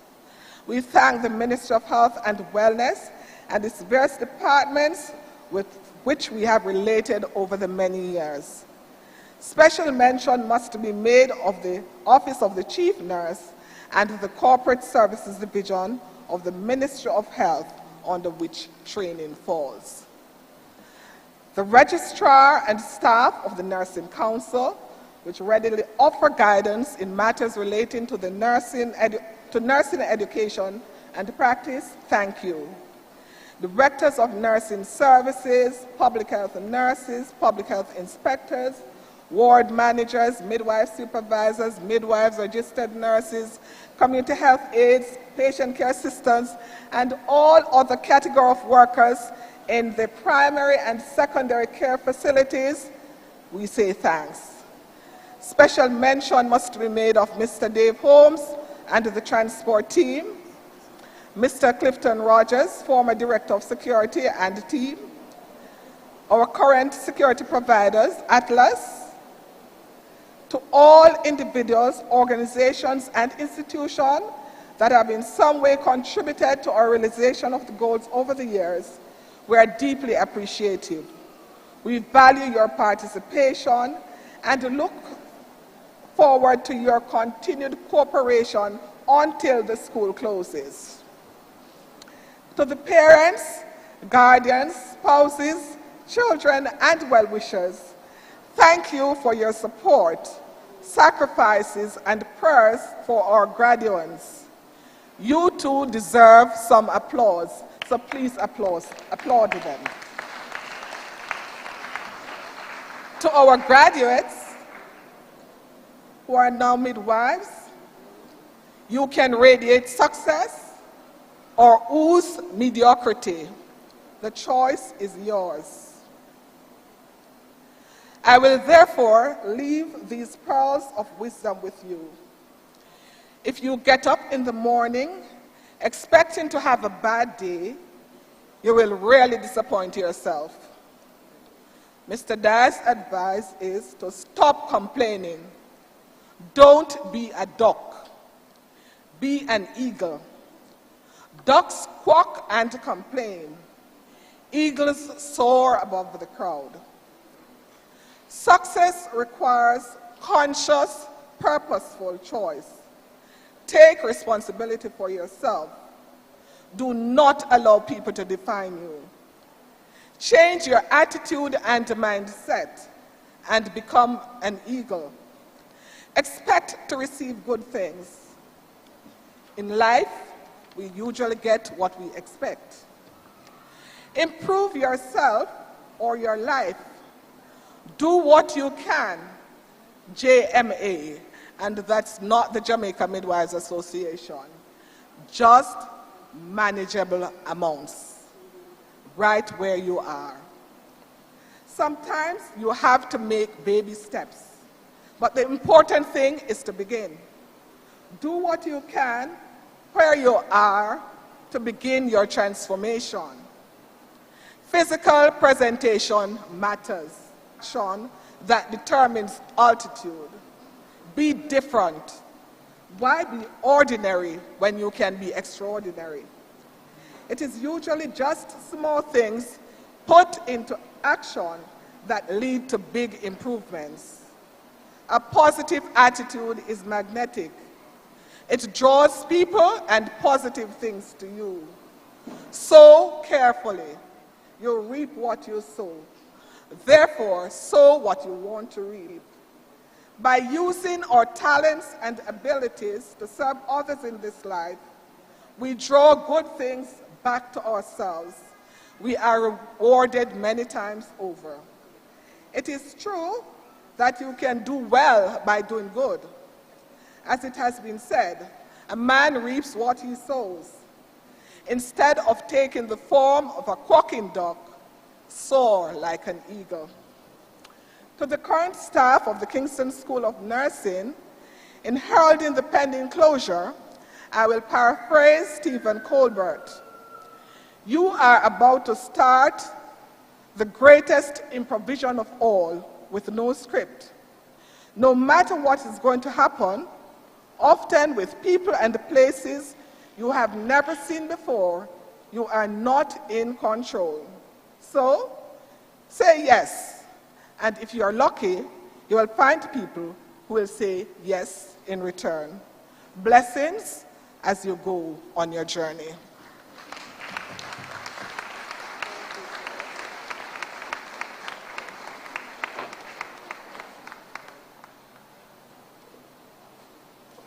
Very well.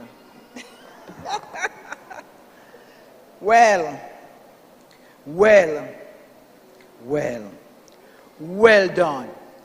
Them, I don't know if it's hungry people hungry or what, but may I tell you something? Get yourself and clap the lady again, because the school, I'm not even going to say the school is closing. I am going to say that this is the report for the academic year. I hear son 22 was in there. You didn't hear so she there up on May 22? When I time they said then it's doing a read 23 yet. So we are in 22, yes, it's 22, 23, so it's quite right, quite in order. I want to thank you for that comprehensive report. It's a good report, wonderful. We know what all that is going on down at KSN. And you can see the passion. Well, the moment you've been waiting for. I was very thrilled. I love to call out people title. I love it. It's something. Take off my glasses now to read. Nola Dunn Wholeness, PhD, CNM. One lot sound look like apron. APRN, ANP-BC, CNE, FACNM, don't joke. Ladies and gentlemen, we're going to ask Mrs. Carl Morris, senior tutor, to come now to introduce our guest speaker.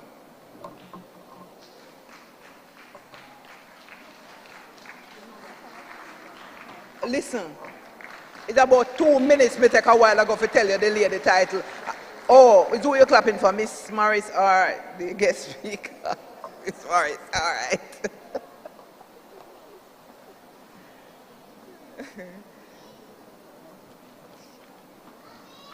Thank you, Madam Chair. Distinguished guests at the head table and in the audience, colleagues, graduates, ladies and gentlemen, boys and girls, good afternoon. It is indeed a pleasure to introduce our guest speaker. Dr. Nola Holness was born in Kingston, Jamaica. She attended the Kingston School of Nursing, earning a certificate in general nursing in 1985. She graduated with the highest academic credits, the prize for professional conduct, and was the class valedictorian. She was also National Student Nurse of the Year. Dr. Holness did earn initial midwifery training at School of Midwifery, Victoria Jubilee Hospital in Jamaica in 1990, where she earned the Graban Prize and the first place in oral and practical examination. She worked as a staff nurse, nurse midwife, and a college nurse in Jamaica. Later, she relocated to the United States, where she continued her nursing education and career. In 1996, she obtained her certification in nurse midwifery at the University of Miami, Jackson Memorial Hospital pre-certification nurse midwifery program. She worked for 27 years at Jackson Memorial Hospital as a registered nurse and a certified nurse midwife. In 2013, Dr. Holness became the director of the Graduate Nurse Midwifery Program at the University of Miami.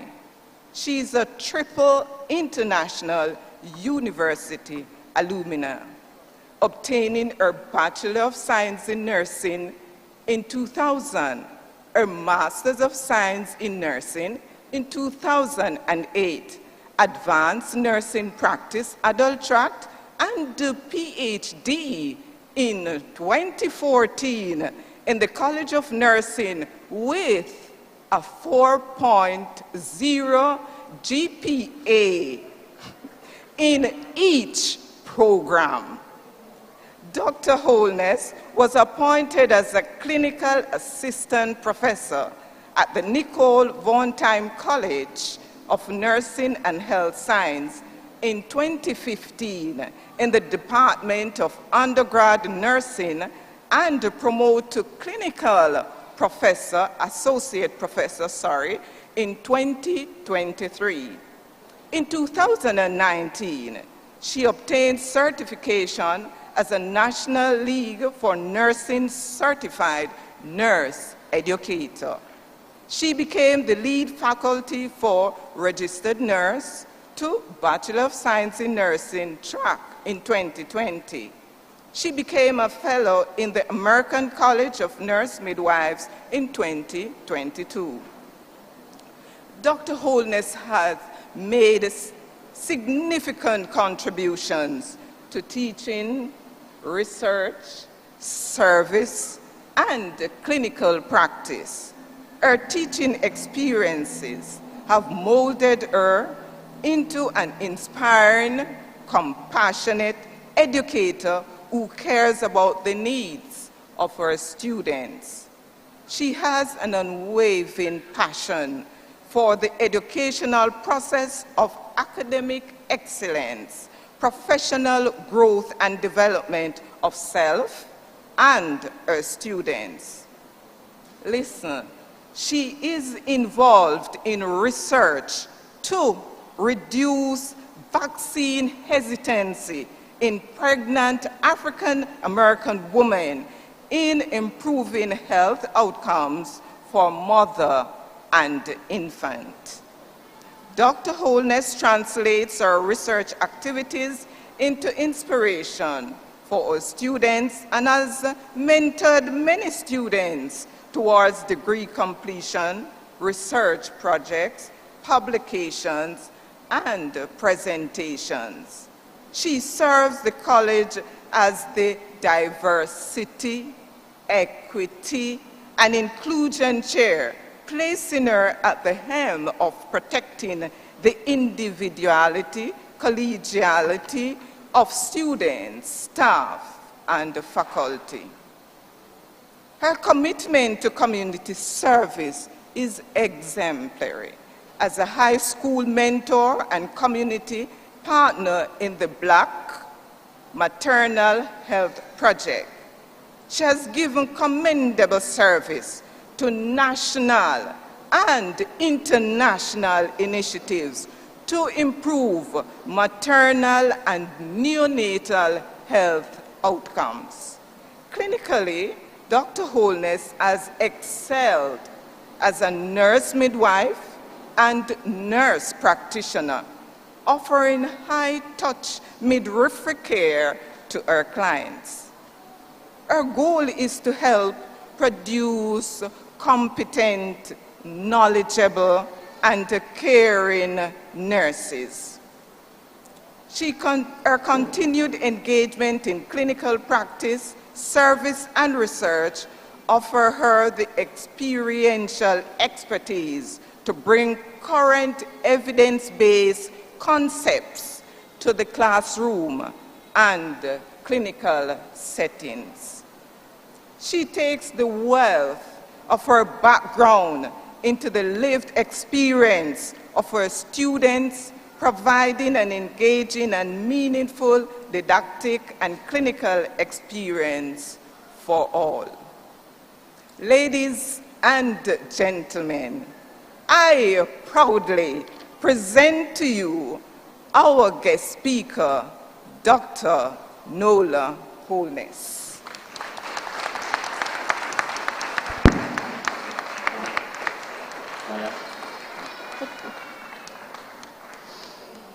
Thank you, Carol. Danet and Carol and I are all batchmates.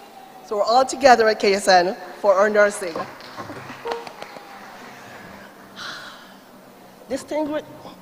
Distinguished guests, fellow directors, past and present, lecturers, past and present, graduates, there's no place like home.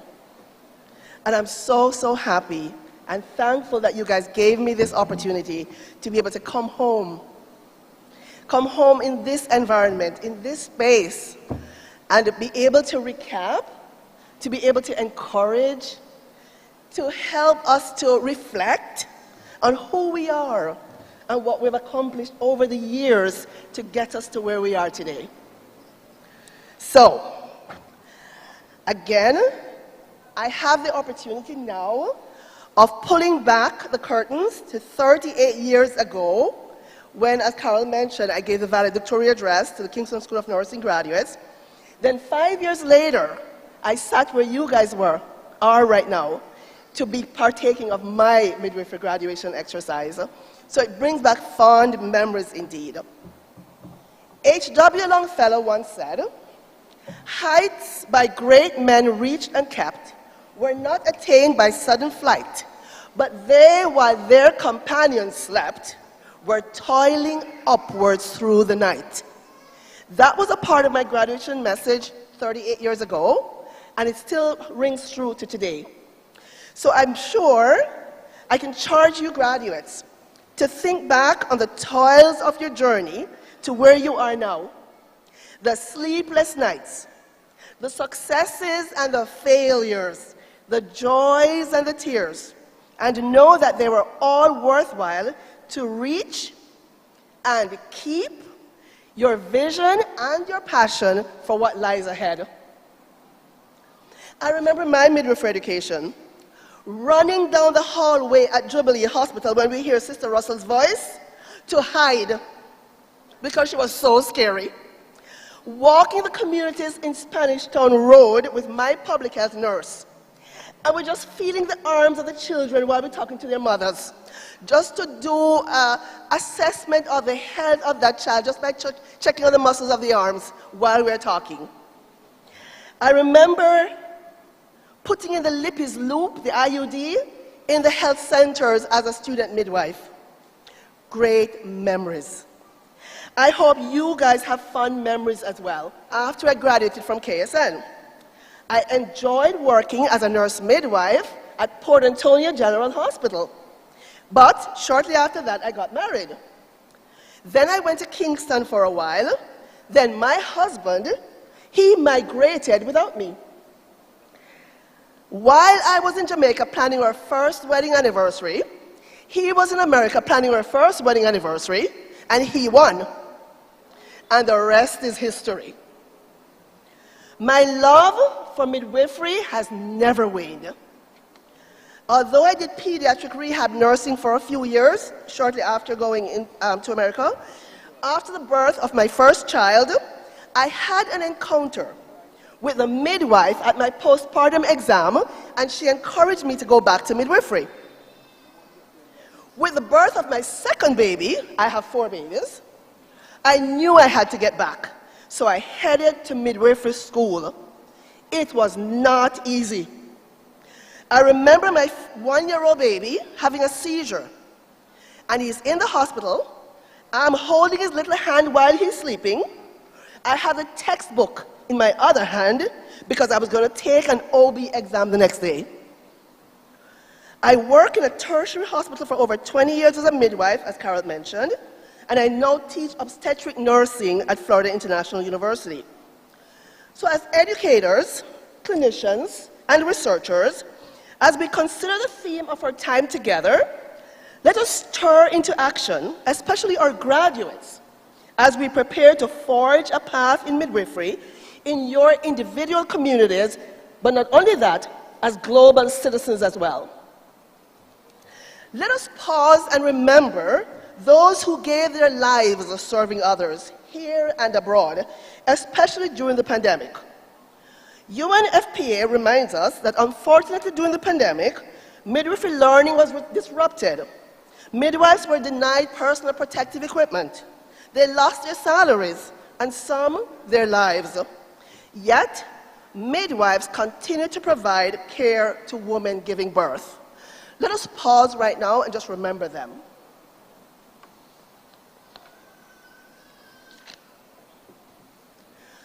Before we embrace our future, let us always look back where we're coming from. So let's just think of 2 of our nursing giants that come quickly to mind for me. Dr. Mary Jane Seabright. She was the first nurse in the West Indies to hold a doctorate degree. She was the first West Indian person to head a West Indian University nursing program. She was a remarkable woman with whom I had the privilege of attending ICN Congress in 1989. Let's remember Mary Seacole. I don't know the lady personally, okay? She was born in 1805. In Kingston. She treated victims of cholera in Jamaica. She went to Panama. Then, in 1855, she went to the Crimean War, and she gave refreshments, provided living quarters for the sick and the convalescent, assisted the wounding, and comforted the dying.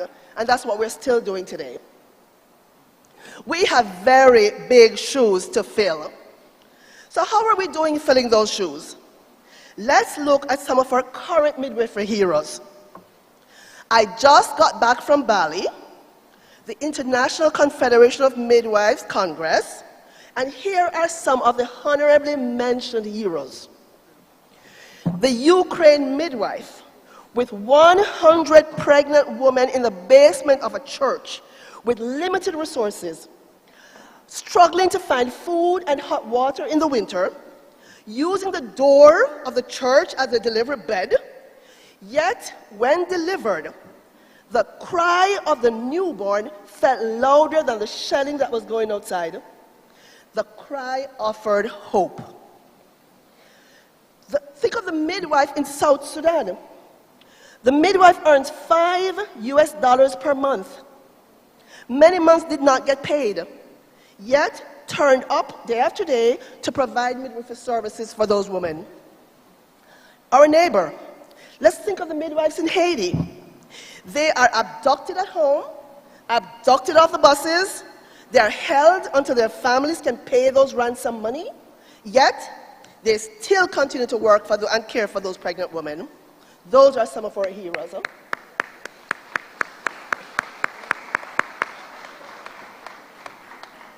So this is a profession that you have embraced, graduates. Colossians 4 verse 16 reminds us to take heed to the ministry which you have received in the Lord, that you may fulfill it. This is indeed a holy calling. In assessing our calling and our theme, midwives navigating 21st century trends through education, research, and practice, let's begin by looking through the lens of the Sustainable Development Goal, particularly number 3. And what does it say? Ensure healthy lives and promote well-being for all at all ages. How are we doing meeting that goal?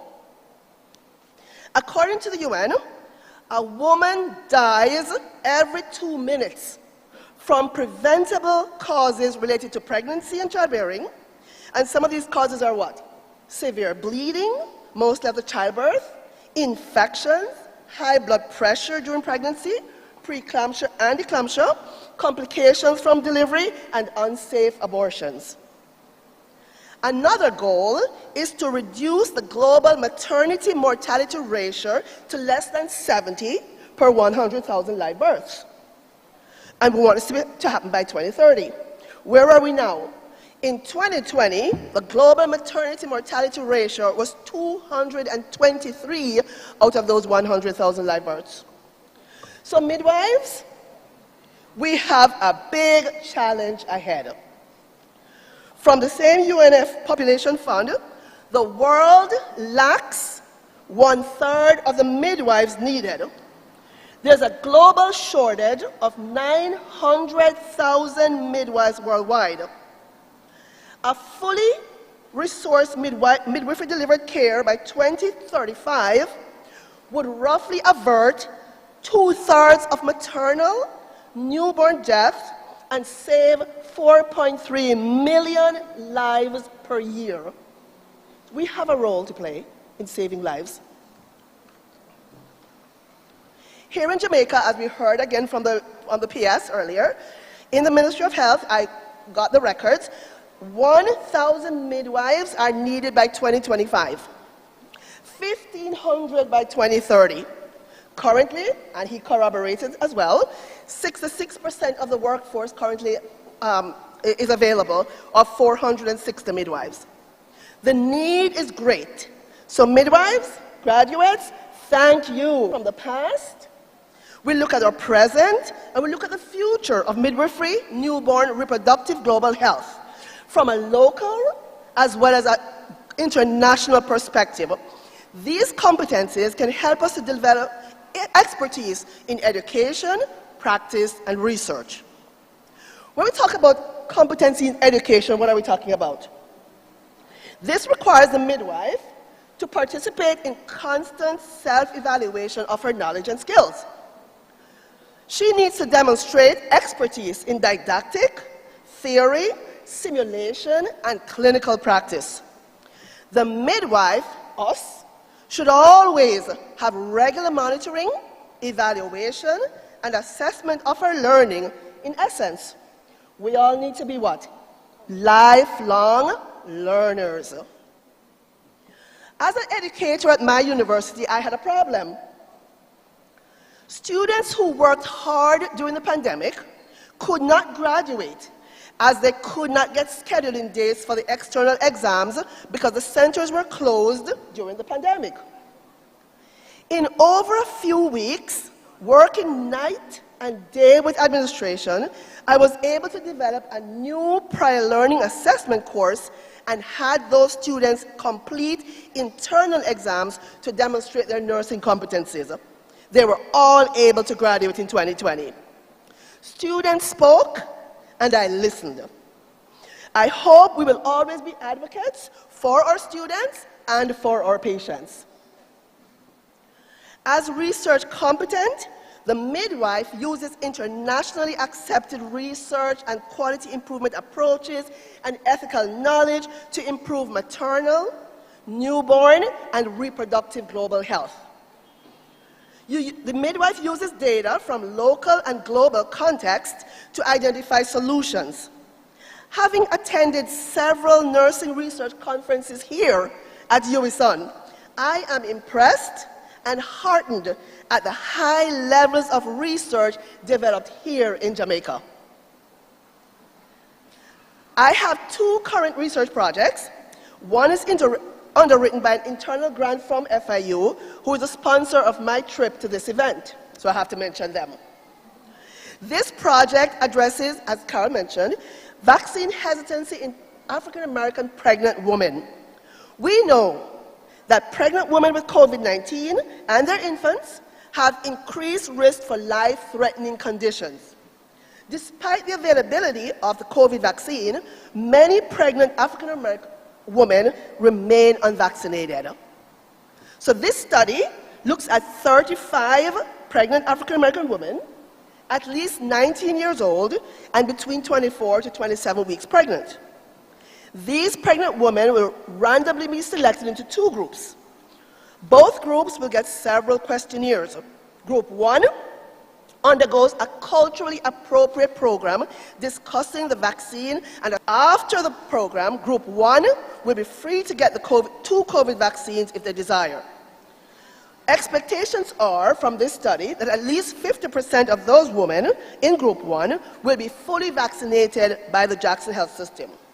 Group 2 are also eligible for the COVID-19 vaccine because of the seriousness of the infection. We are still recruiting subjects at this stage of the study. Another research project that I'm involved in, I'm proud to say, is working here in Jamaica with a stellar team of researchers from UWISUN. We are investigating, we have investigated Jamaican adolescent mothers' perinatal experiences during the COVID-19 pandemic. 2 of those aims were to determine the factors influencing the adolescent mother's perinatal experiences. During the COVID pandemic, we found that their mothers, their resilience, support from staff and peers at the Women's Center were significant factors that helped them during that COVID experience.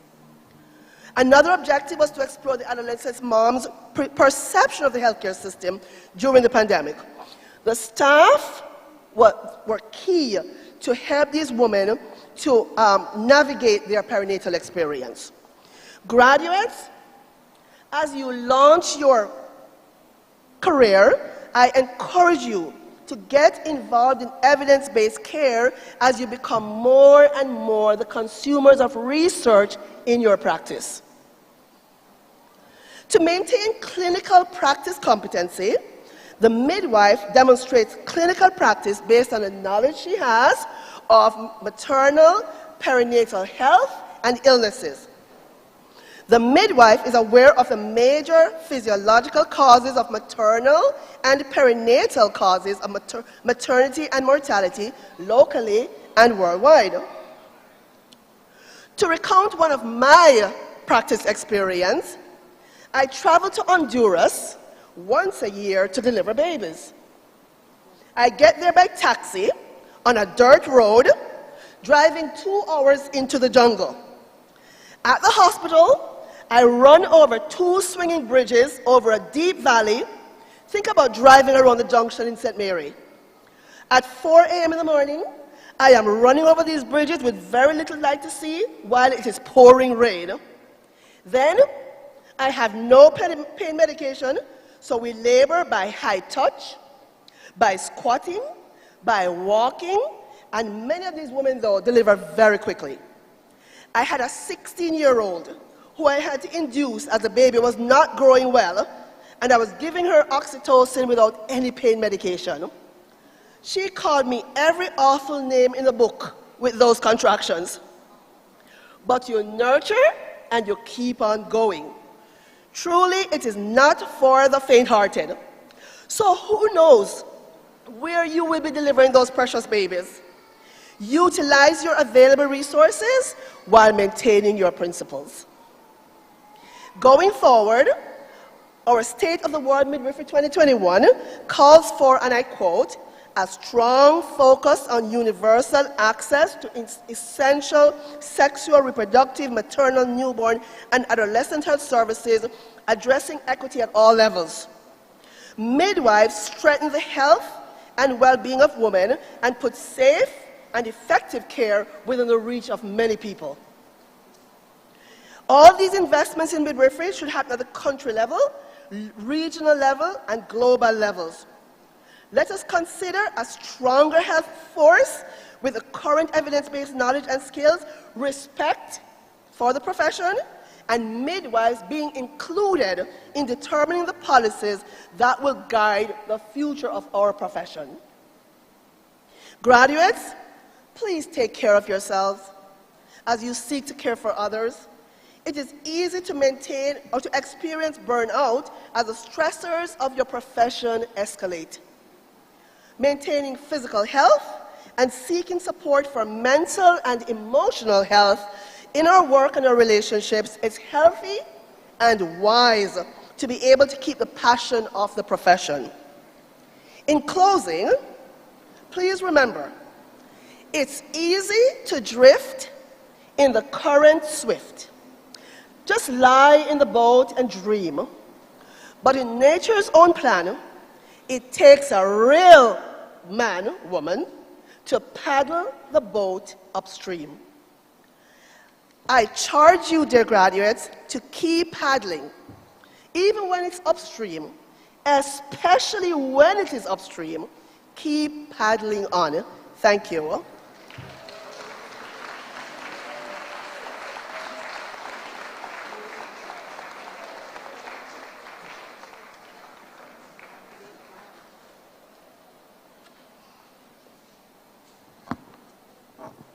Ladies and gentlemen, this lady traveled all the way from the United States. Risk her life going a plane. And you want to clap like that? I'm even going to go further and say, let us stand and give her a resounding applause for what she has said here today. Because guess what? Is one of you. It's not somebody who don't understand that spoke to you today. And because I am not a nurse, I'm a wannabe nurse. Everybody know that, right? Say I'm a wannabe nurse. I have everything for nursing. I have the size, I look like a matron. It's a matron type looking nurse, don't it? And so I want to say to you too, keep paddling. When I downstream or upstream, keep paddling. The appropriate thanks will be said in the closing up when we do the vote of thanks. All right, now we have to run the thing now like Antonia Watson. Why you not even watch this up now in Budapest? And the gold man, me I talk about it now. And say, oh, like on the no. So we're going to run, that means we're going to go very fast. At this time, I did it deliberately. If you notice, I didn't put in the graduating class song.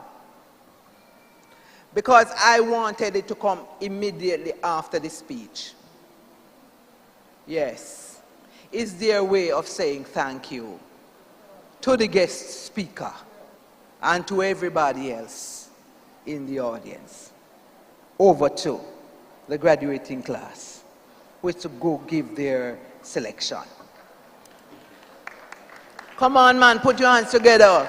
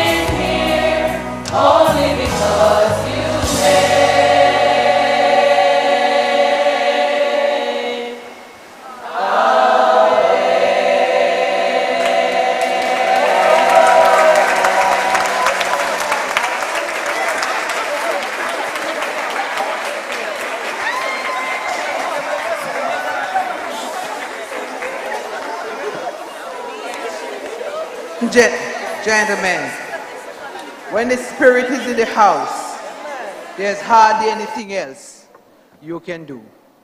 What an appropriate song after such a good speech.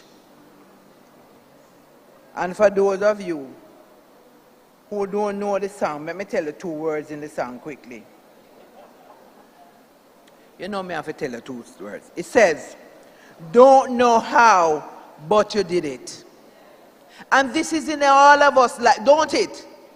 Some people, when they went on that course, went on a wing and a prayer. They never know how they were going to get through. But they're standing here. That's what the song said, not knowing how we'll get through this test, but holding on to faith. You know that nothing can catch you by surprise. You got this figured out, and you're watching us now. Look at us now. But when it looks as if we can't win, you wrap us in your arms and stepped in. Listen to me now, man. Let me tell you something, you know. Let me know. Me have to get out of here, because if me ever start testify, you all are going to cry. God is a good God. And when he wraps his arm around you, nobody can get to you. And I want my nurses, my friends, to remember this, that there are going to be some times. But remember, always have a song on your heart. Always come up with a song. That's what keep your parents going. That's what keep your grandmother going. And as me here testifying and me talk and me go on, me know that Miss Lady round there, I shake her foot, say, a girl can't chat to you, man. I call her back in, but at the last one, don't worry yourself. And I have to parade up myself a little bit, you know what I mean? Because I'm in the departure lounge and I want anybody who need anybody to talk, then can call me. So you know me up here myself, all right? So, me coming now. So we had Miss Juliet Foster, she went already. Miss Antoinette Cozier, I mean. So we're going to ask to make their way up to the podium now. Mrs. Juliet Forrester Nugent Mary and Mrs. Valerie Taylor Smalling. Put your hands together as they come. They are going to do the presentation of the certificates.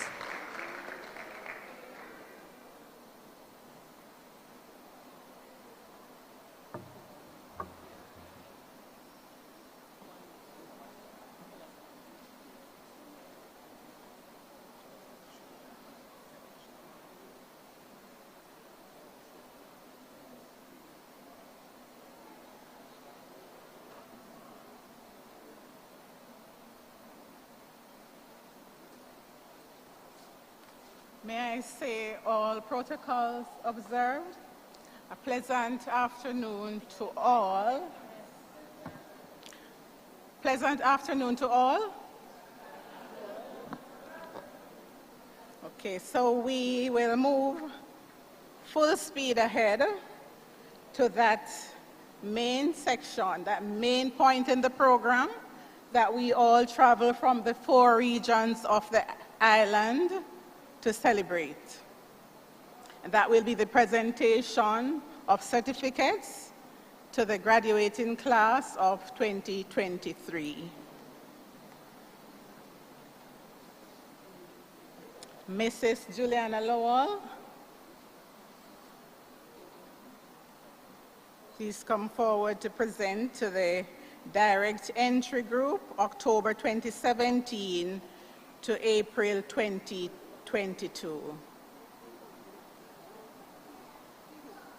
Tiffany Celeste Rose.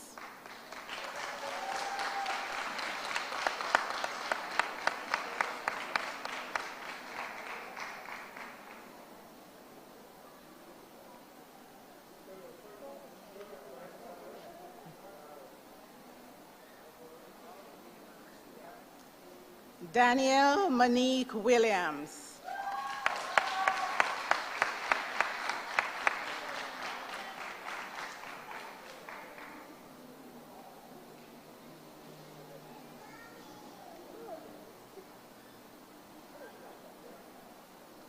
Thank you, Mrs. Juliana Lowell.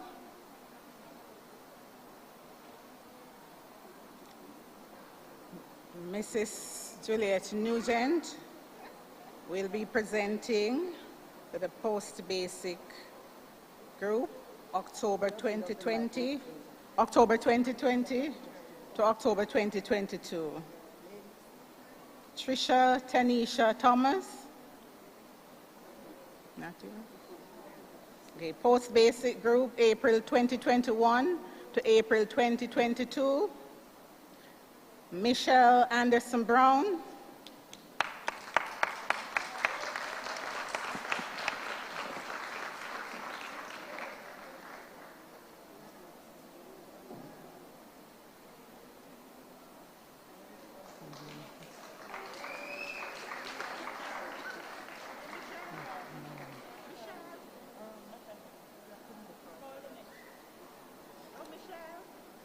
Latar Shika Barko.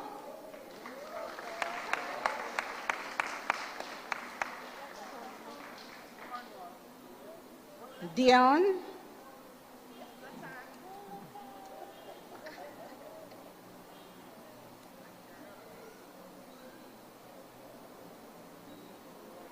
Dion Carty.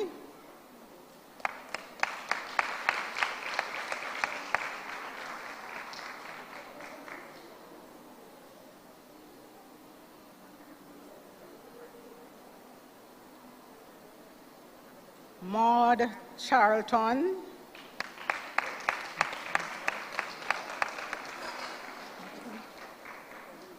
Krista.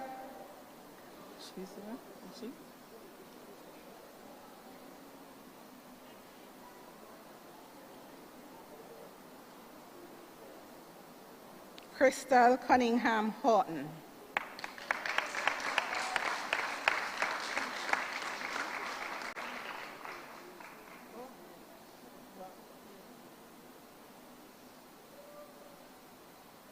Karen Keisha Davis.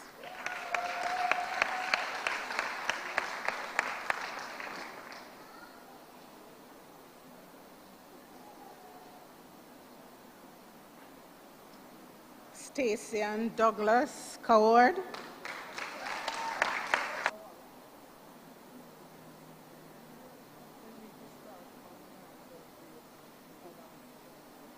Abigail Rochelle Five.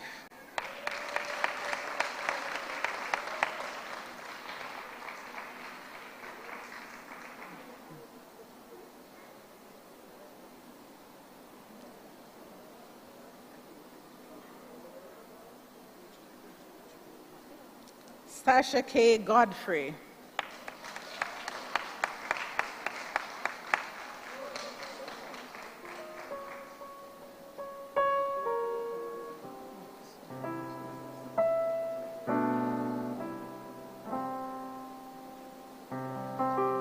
Sulia Gooden.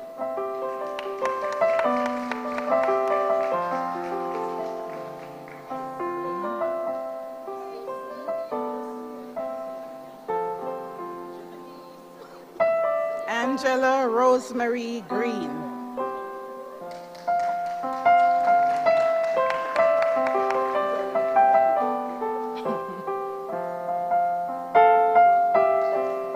Althea Henry.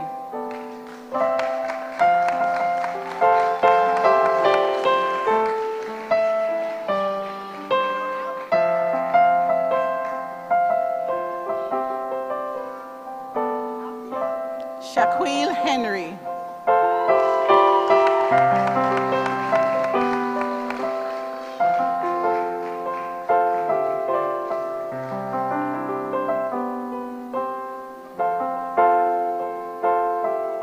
Nola Suzette Irwin.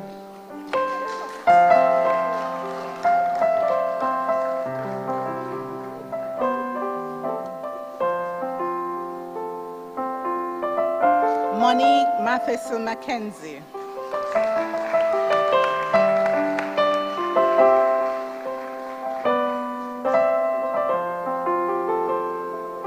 Tracian Mullins McLean.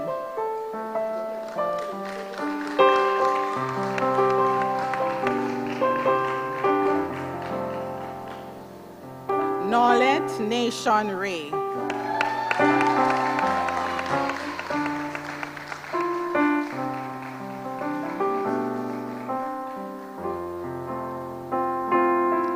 Zareen Smith.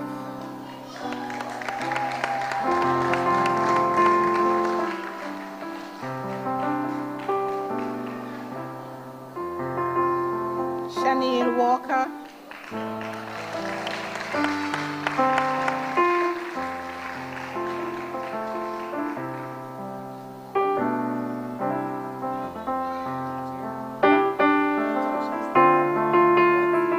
Davia Watson.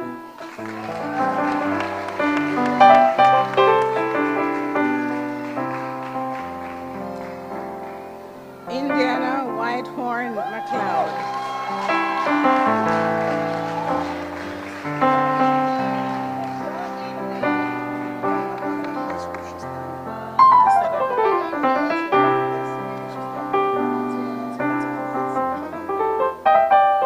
For the post-basic group, April 2021 to October 2022, Tamika Bennett.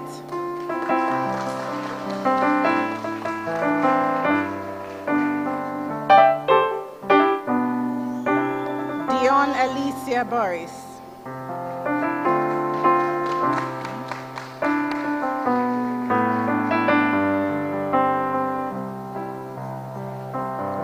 Jacinth Farkas Dawkins.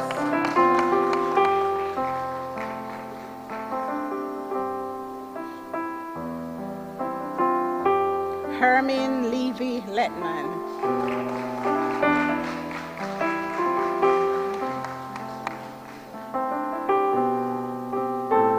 Davina Trisha Abigail Smith.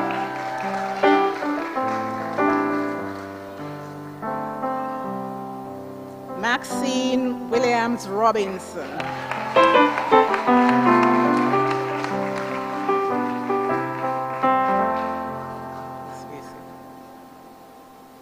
For post-basic, April 2021 to April 2023, Alicia Philippa Dixon.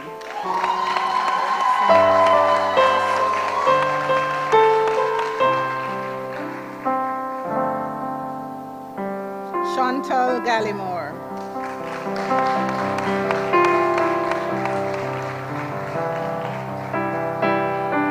And Pauline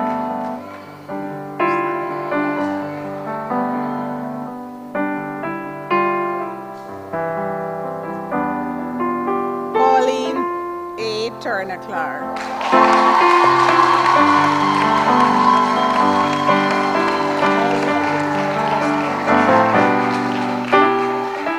Thank you, Miss.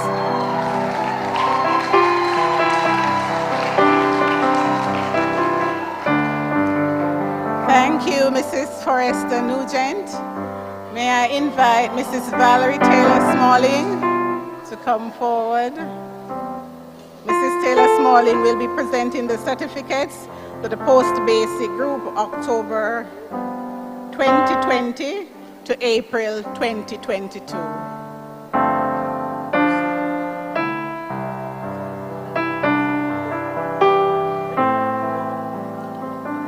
So, post-basic October 2020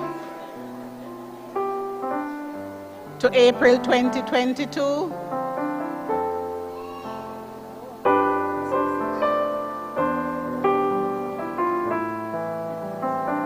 Samantha Kamek Williams.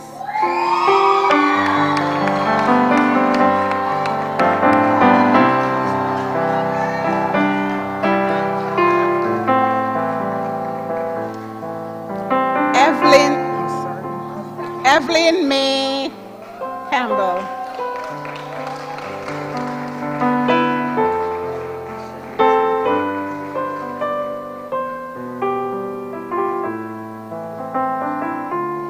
Shalita Patrice Gordon.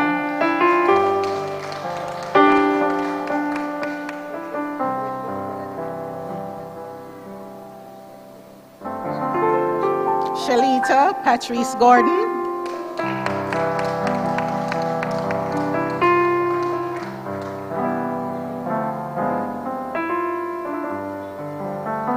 Josephine Carrie-Ann Watson.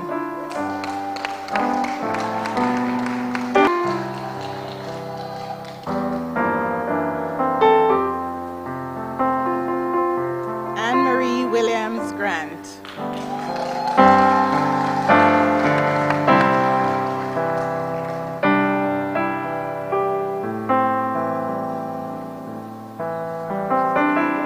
Thank you, Mrs. Taylor Smalling.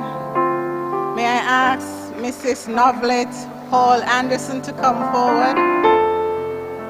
Mrs. Hall Anderson will be presenting certificates for the post-basic graduates of October 2021 to October 2022.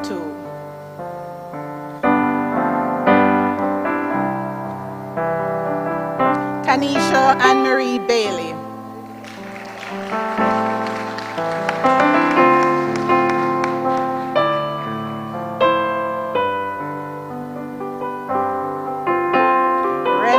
Judith Blake.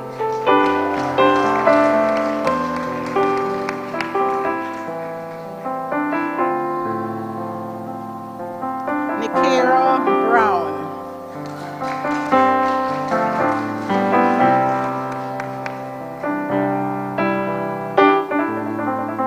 Melandra Douglas.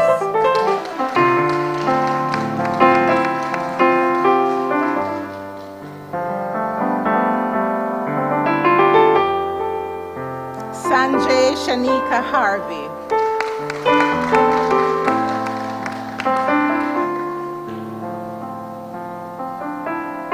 Chrisandra Miller Stevenson.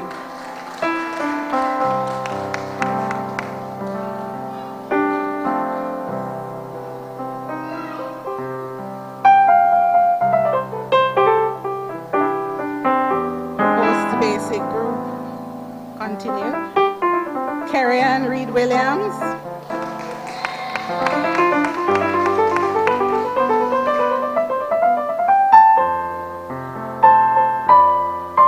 Daniela Anne-Marie Roden Mitchell.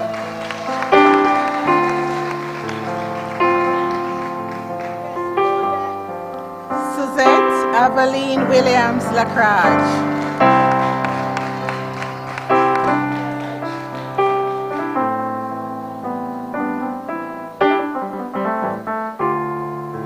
Post-basic October 2021 to April 2023, Angela Colleen de Cambry.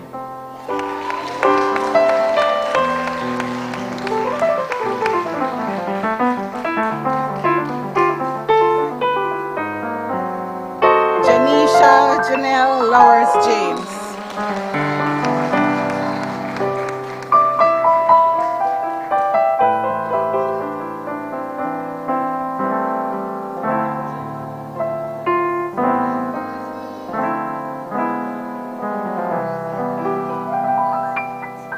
Antonisha Carrie-Ann Mendez.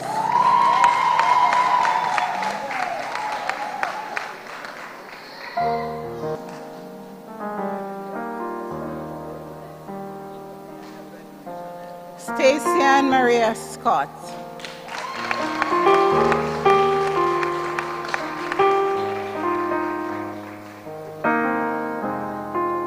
Camilla Denise Cibron Thompson.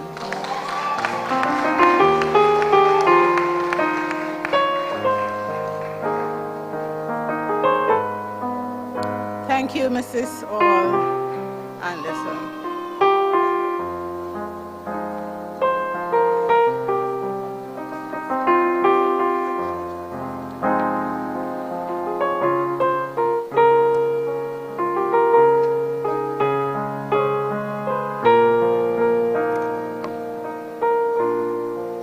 Good afternoon, everyone. And for me, we're at the best part of the graduation. So, for the year or 2 years or however long our ladies worked, they worked really hard. And now we would have had some persons coming out on top. They don't know, but I know. So I'm going to give the awards now, and the first one we're going to give is for hospital finals, and I'm going to invite Mrs. Pearline Cooper-Sharp to come and hand out that award for me. Now, that is my director. And so, Miss Williams, I'm going to call her. Come on, Mrs. Sharp. Just stand right here for me.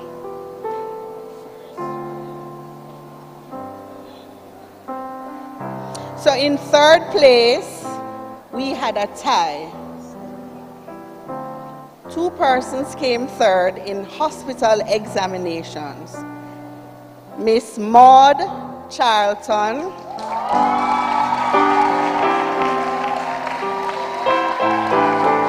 ladies, when you hear your name, just jump up and run, come. And Miss Sasha K. Godfrey.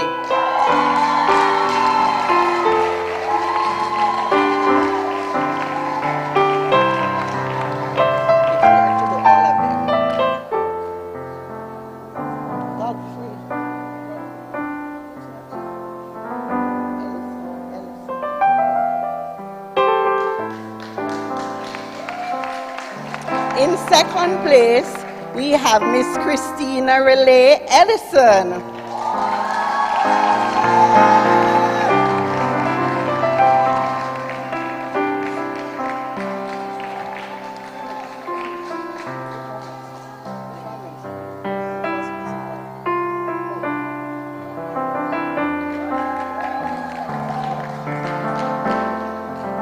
And in first place, we have Miss Karen Keisha Davis.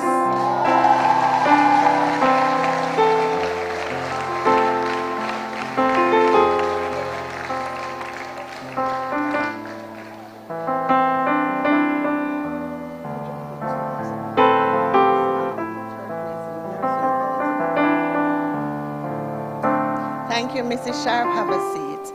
Mrs. Sheila Daly Jones. Remember, I can't see you from here. I can only see the paper. Thank you.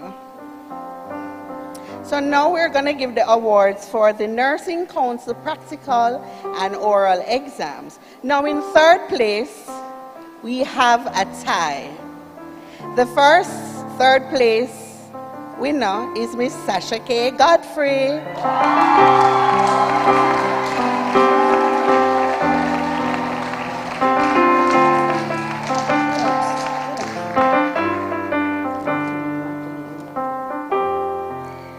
The next person is Miss Tracy Ann Mullings McLean.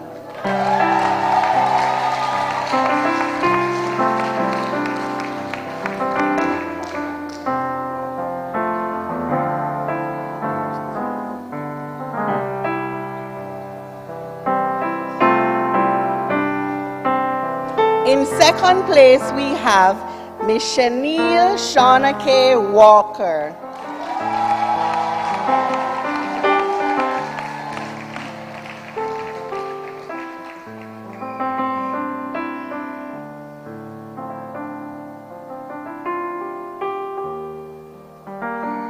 And in first place, we have Miss Shanquil Anastasia Henry.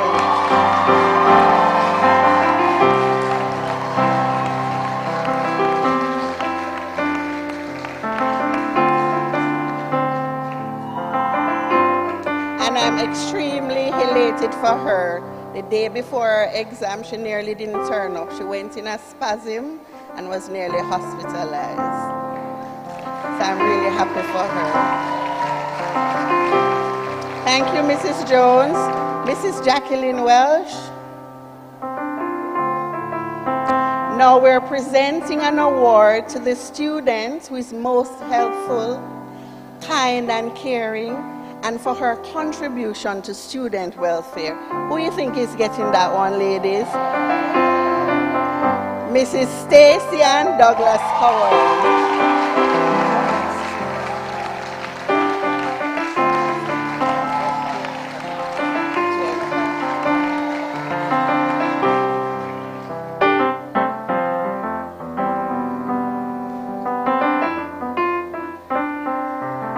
Thank you, Mrs. Welsh. Mrs. Catherine Frew.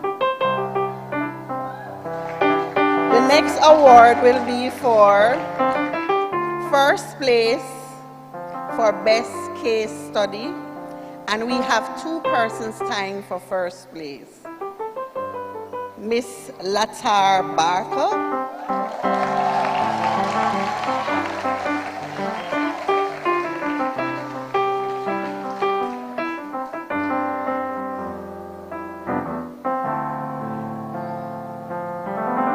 and Miss Karen Keisha Davis.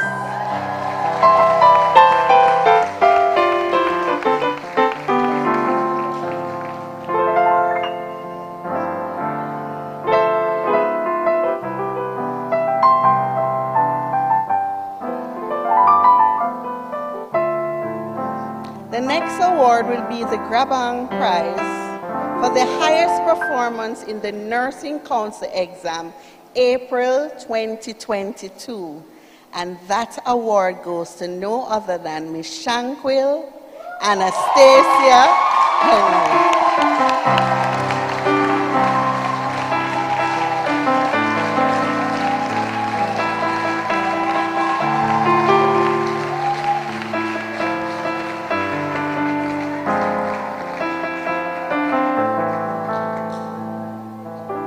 Thank you. Have a seat, Mrs.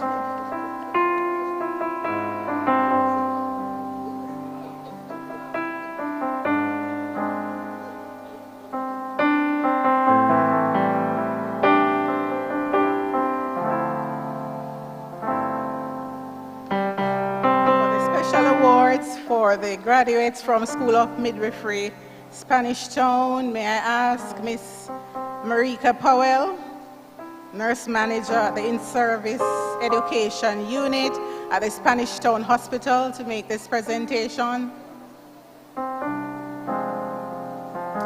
And this is the award for professionalism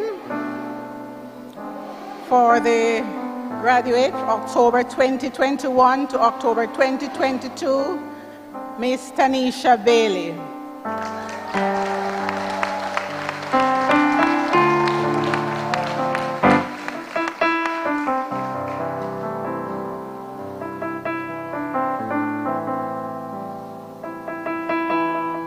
Thank you, Ms. Powell. Mrs. Joan Walker Nicholson, Mrs. Director of Nursing Service at the Kingston Public Hospital, will be presenting the award for first place in hospital final. And this award goes to Sanjay Harvey.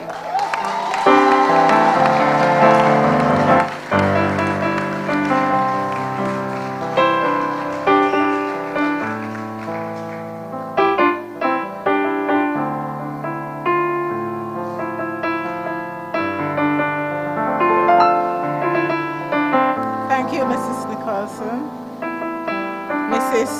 Novlet Robinson, Director of Nursing Services, Spanish Town Hospital.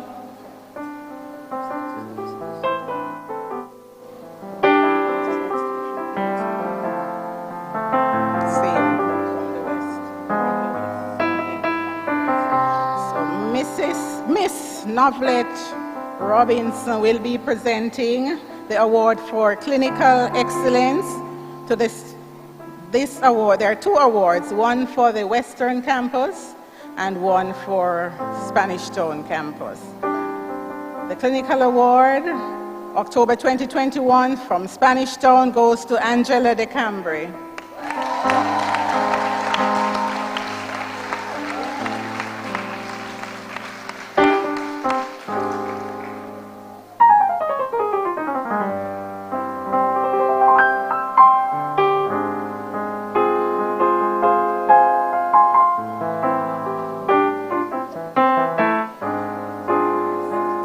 Matron Robinson.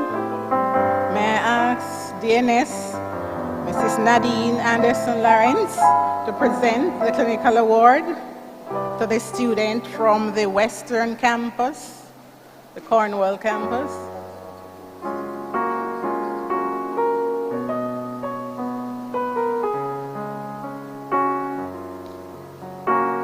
The award for clinical excellence Western Campus, Cornwall Campus goes to Sanjay Harvey.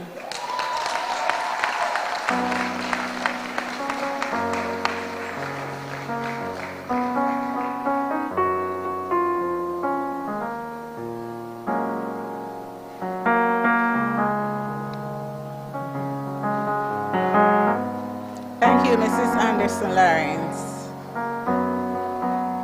Mrs. Vanessa Hamilton Mendez, kindly come forward to present the award for leadership.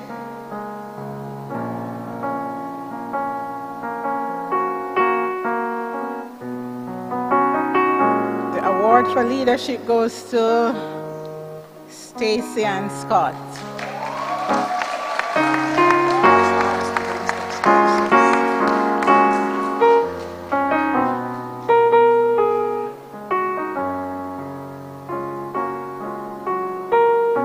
Thank you, Mrs. Hamilton Mendez.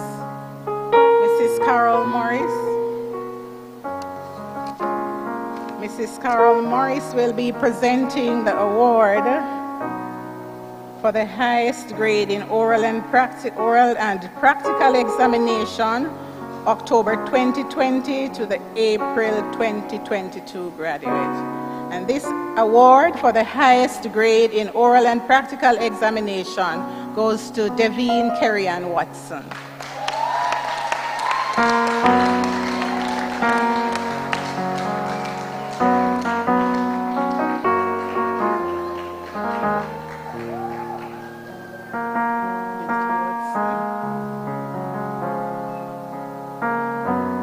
Thank you, Mrs. Morris.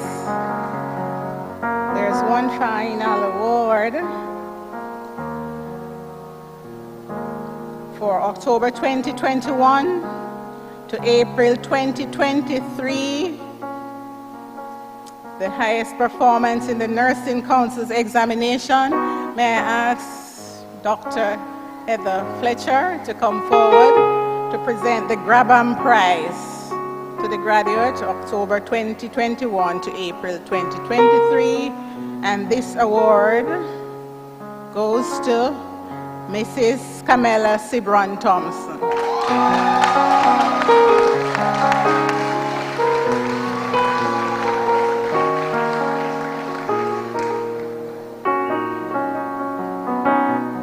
Thank you, Dr. Fletcher. So we have come to the end of our presentation of awards, and we would like to thank our sponsors. And these are Dr. Nadine Brown Patterson, Mrs. Juliet Forrester Nugent, Florida International University, and Miss Elvis Smith. And Miss Elvis Smith is a past student of Kingston School of Nursing. She's presently works in New York. She's a RN instructor, professional development specialist. Thank you.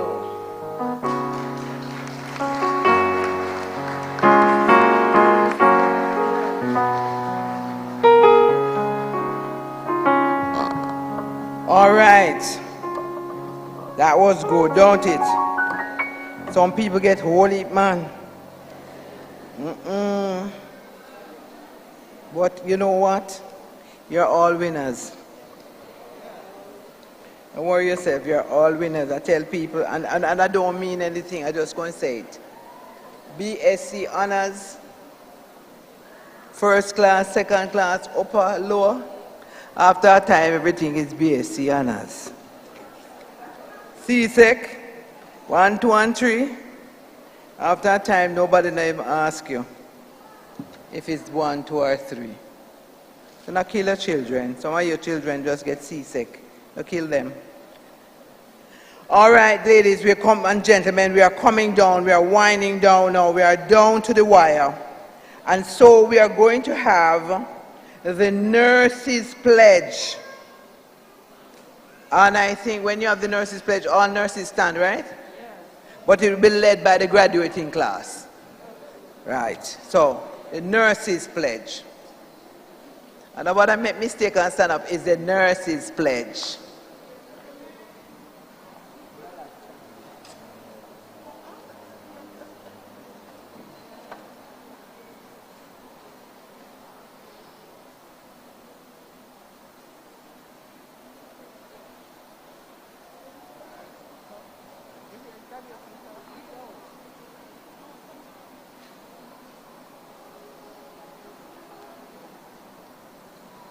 After 2, 1, 2. I solemnly pledge myself before God and in the presence of the gathering to strive to maintain at all times the highest standards of nursing care and of professional conduct. I shall try to maintain my knowledge and skills at a consistently high level and shall do all in my power to minister to the sick, to conserve life, relieve suffering, and promote good health. I shall respect the religious beliefs of others and hold in confidence all personal matters committed to my keeping. I shall maintain confidence in the physician and other members of the health team, interacting intelligently and objectively, and striving to maintain harmonious relationship with all my co-workers.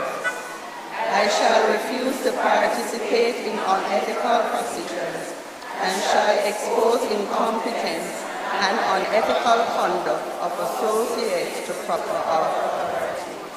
Believing in the basic concept of the essential freedom of mankind and in the preservation of human life, I shall not knowingly disregard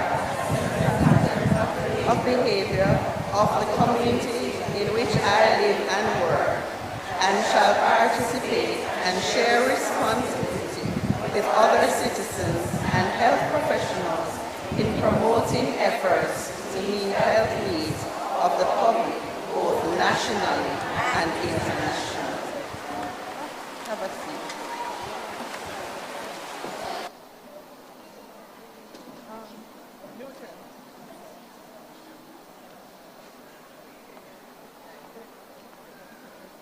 All right, some members of the platform will be leaving us. They have to run, they say, and we're going to press on. Thank you very much for coming and sharing with us today. At this time, we're going to have other presentations by the graduating class.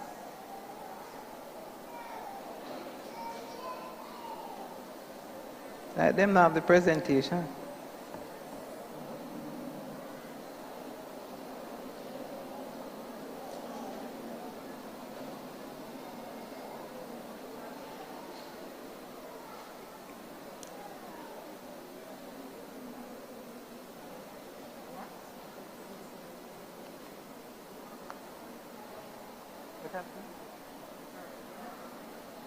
They're going to present.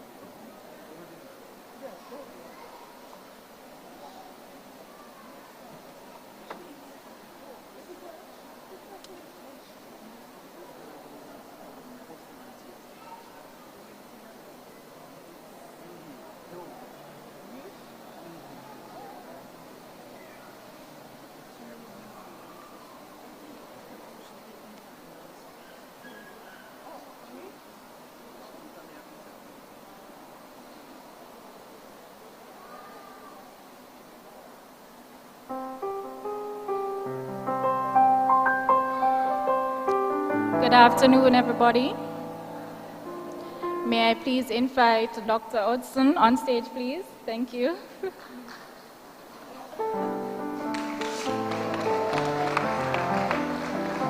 Dr. Hudson, on behalf of the graduating class, the lecturers, and the head of school, I'd like to give you this token of appreciation. We love you, we appreciate you, great job. Thank you so much, Dr. Hudson.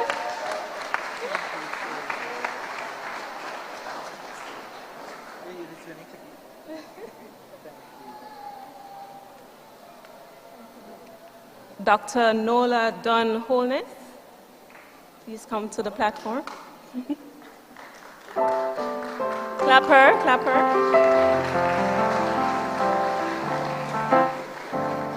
You know, I was sitting at my seat and I said to my friend, look on all of them letters here beside her name, Chrissy. And when we are going to reach there, so. You will. So we are truly inspired by you. And there's a song that says, "Oh, may all who come behind us find us faithful." And we just want to thank you for reminding us of those who were behind us. And we want to continue to lead that path for others that are coming behind us. Thank you so much.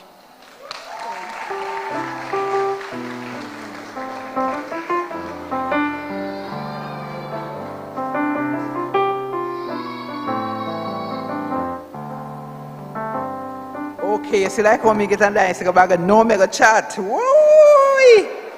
I'm glad, I'm happy. All right, we're closing off now. So we're going to have the reflection, and the reflection is in two parts. April 2021 to April 2022, we're going to have Mrs. Stacy and Douglas Coward and Miss Karen Davis. Then after that reflection, we're going to have October 2021 to October 2022 by Miss Stacy and Scott. So we're going to ask them to come forward now so the first two will come and then the other. Oh, you. Are they right here? So you won't be hearing from me again until.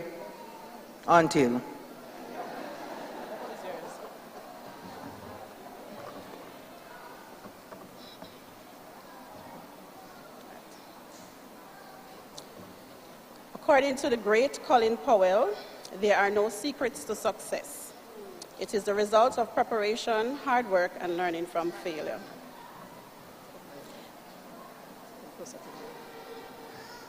Madam Chairperson, Ministry officials, guest speaker, Dr. Nola Dawn Holness, rest of the official platform party, other distinguished guests, faculty members, ladies and gentlemen, graduates, good afternoon to you all.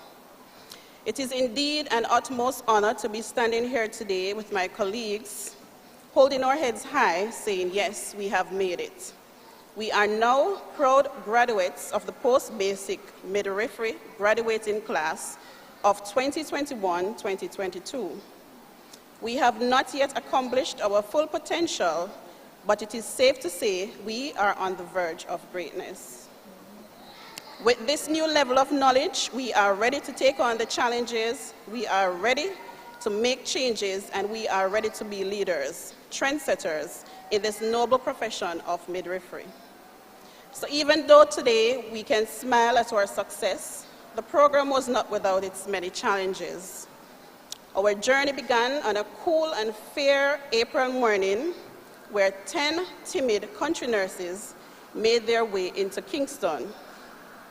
We were there so early, even before some of our Kingstonian batchmates. We were so excited to meet our Kingston colleagues and clinical staff, but unknowing to us that a very nice surprise was awaiting our arrival. Imagine being tested on a topic that you are just coming to school to learn about. Nonetheless, we tried and we did fairly well. But I can still remember Michelle quarreling for her 1 point. As the day advanced, we rekindled lost connections, we made new connections, learned about each other, our tutors, and later said goodbyes with the Western campus students hurriedly making their way out of Kingston to escape the town's traffic. And so began our preparation for a year-long worth of challenges. We began classes at the height of the COVID-19 pandemic, and so we had to revert to online classroom. Frustration sometimes was the order of the day, as online classroom came with unforeseen challenges, such as loss of electricity or loss of internet connection. On a particular day, we were in the classroom at the Sam Sharp Teachers College. It was raining heavily in the west, and the electricity eventually went. How happy we were, thinking we would leave school early today. No such luck. Mrs. Frew would have none of it. We better sit there and find something constructive to do. There were also days we would join the lectures from home, and these were days we loved the most. It gave us a covering to sleep during class, and then pretend our computer cameras were not working, or the computer mics were malfunctioning. Some of us were even present in the online class, but physically we were in town doing business. The pandemic also forced us to practice social distancing in class, and we had to wear face masks around each other. But quickly these masks disappeared during the lunch break. The pandemic saw some of us contracting the virus and so had to be sent home on quarantine. We even lost loved ones during the year. Nonetheless, we were there to support each other through these difficult times. Fortnightly tests and exams were nerve-wracking, but kept us on our toes. Who remembers the famous test 3 of the male reproductive system? Tutors, do you? No. We worked and studied hard by trying to balance life, family life, and school life. We thoroughly enjoyed our community rotation, visiting clinics, and so the greatest achievements in life are the ones that are most difficult to overcome. The challenges that require you to give your all and leave everything out there. In life, failure has a negative connotation, but what most people don't know is that defeats are actually the stepping stones that lead us to success. Many of us try to evade failure, but in fact, we learn from failure, not success. And through these many failures, many lessons were learned. To our tutors, our preceptors, our facilitators of the Kingston School of Nursing, who encouraged us, scolded us, prayed with us, pushed us, and motivated us. Thank you for your sterling contributions towards our success. We are thankful to our families and our friends who also had to make sacrifices throughout the year. They endured the missing birthdays, loss of children's milestones, unavailability to celebrate anniversaries. Your unwavering support has not gone unnoticed. We thank you. Finally, I would like to congratulate all graduates on completion of this program. We have worked hard and we deserve to be proud of this achievement. Let us take this opportunity to celebrate. It is truly a great accomplishment and something in which we can take pride. We are thankful for friendships and bonds that we have developed and hope that they will last a lifetime. In the same way we have supported each other over the course of a year, I hope we will continue to provide support and encouragement to each other and in our future endeavors.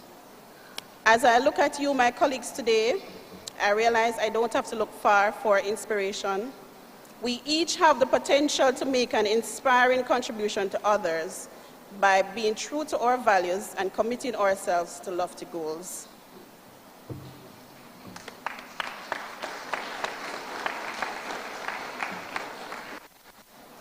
Good afternoon, ladies and gentlemen. All relevant protocols observed. Ladies of the class of April 2021 to 2022, I have one question.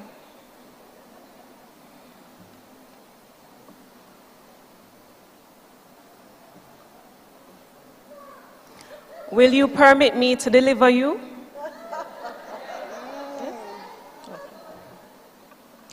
A normal pregnancy lasts for approximately 40 weeks or 280 days to be exact.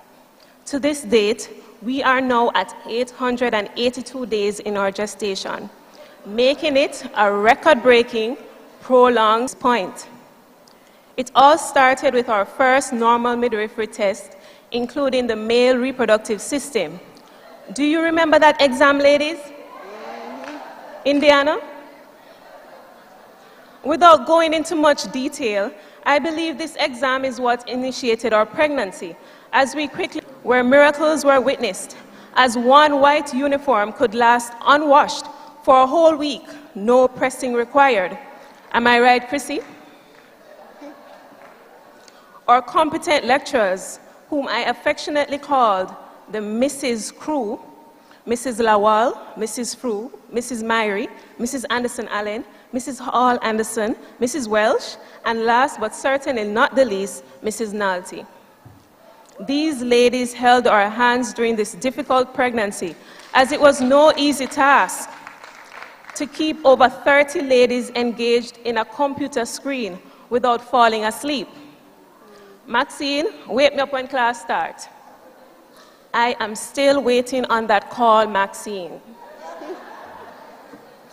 Families, loved ones, our children and friends stood puzzled as they witnessed this drastic change in our behaviors due to this unusual pregnancy. We endured countless nights of loose bowel syndrome, preparing for normal and abnormal final exams, and our emotions were placed on a roller coaster as many struggled with antepartum depression, wondering if it made sense to continue or not.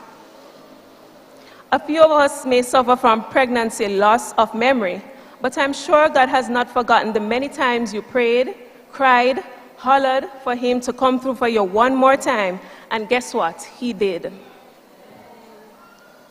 The late night studies, group meetings, Pauline's bashment wig, singing and dancing in the morning devotions, Shanquil and Althea in the back of the classroom singing, "Rise, all ye saints," peeping into the delivery rooms with attempts to complete 40 deliveries. Angela, that one they look ripe, you know. You take that one, then you take the next one.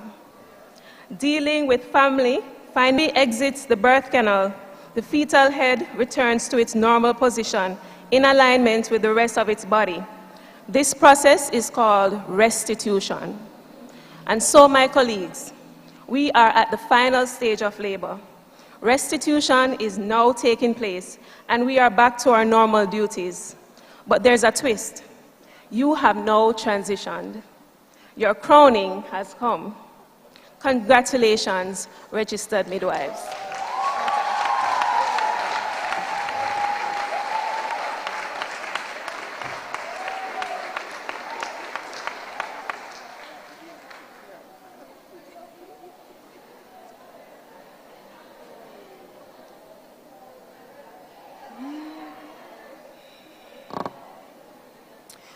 Madam Chairperson, Dr. Gail Hudson, our guest speaker, Dr. Nola Dunn-Holness, Head of School of Kingston School of Nursing, Miss Danette Williams, families, friends, well-wishers, graduates, good afternoon. It was Frederick Douglass, a famous abolitionist and former slave, who said, "Without struggles, there's no success." Valuable can be achieved without facing challenges and difficulties. In reflection, this rings true in every aspect of this unique batch of post-basic midwifery graduates. The challenges brought about by COVID-19 pandemic, as well as other impending factors, brought out creativity in the way the program was administered. Kingston School of Nursing and Midwifery made history again in its twilight years. For the second time, lectures were being administered simultaneously to the same cohort of students from its various campus locations. Students from Western Jamaica were accommodated at the Cornwall School of Nursing campus, while fellow colleagues were stationed at the School of Midwifery, Spanish Town campus. On October 29, 2021, a total of 24 registered nurses from various health facilities across the island met for the first time at the Kingston School of Nursing for orientation. Some of us saw familiar faces from previous training programs. We quickly made new acquaintances with others. In addition, with being registered nurses, we all shared one commonality. We were all tired. In addition to, yes, we were. A few of us had worked the previous night shift, then left from work to KSN for commencement of the orientation exercise. Others, like myself, traveled from as far as Westmoreland. We were all looking forward for this blessing in the form of a break from all the hard work to begin our journey in the field of midwifery. Little did we know that this was indeed a very far cry from what we were up against. We were informed that the group would be divided. A total of 7 of us from the Western region would be assigned to the Cornwall School of Nursing, located at the Sam Sharp Teachers College campus in Granville, St. James. The remainder of the class would be at the School of Midwifery, Spanish Town campus. Our esteemed tutors were from both campuses and were ably assisted by tutors from the Kingston School of Nursing. The seriousness of the programs was obvious from day one. We were placed in groups and were given both individual and group assignments. The result of our first fortnightly test was an eye-opener indeed. 7 out of 25 was not a joke. We had no choice but to hit the ground running. At first, it was difficult.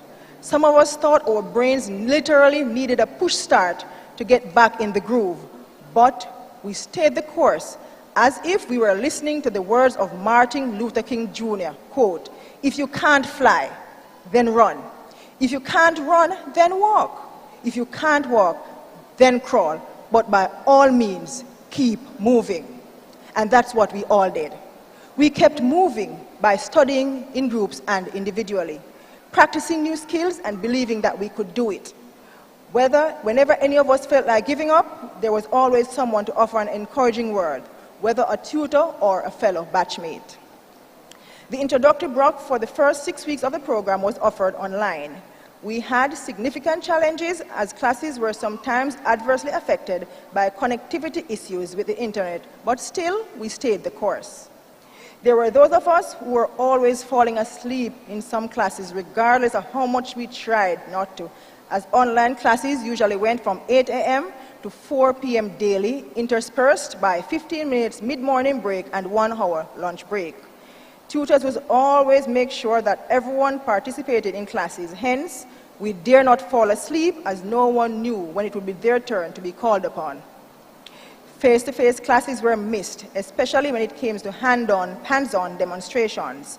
Mrs. Evis Burrell, program coordinator, as well as tutors addressed this by facilitating us in face-to-face classes at the different campuses where tutors would be able to guide us accordingly. Handling the models and interacting with each other made the teaching-learning experience a lot richer. After the first 6 weeks, we were assigned to various hospitals within the region for clinical experience, 4 days per week and 1 scheduled day for study in classroom or online. In hospitals, we were assigned to the obstetrics, gynecology, neonatology units respectively, so we could properly hone our skills. Each unit has its own set of objectives to be met, and we were assigned to each unit for a specific time frame. It was not always easy to achieve those objectives. This meant that we had to make personal time to go back to the unit to achieve the stipulated objectives. For example, we had to witness 20 deliveries and have them verified before we would be allowed to perform any under direct supervision. Whether or not we were assigned to labor ward, we had to find time to witness deliveries to speed up the process. We were required to perform at least 25 of these before applying to sit the Nursing Council of Jamaica qualifying midwifery examination. There were also specified numbers of other skills that must be achieved to qualify for this examination. We spent a total of 4 weeks at various health centers, gaining experience in maternal and child health, family planning, and environmental health, along other relevant experiences associated with midwifery, at the end of which we each had to submit a case study of a selected family and of the community. Despite the challenges and the difficulties along the way, we kept the sayings of Martin Luther King Jr. in mind, and we kept moving. Along this journey, we were joined by 4 ladies from the previous cohort who just blended in and had no reservations in offering us words of advice whenever we needed it. Thank you, ladies.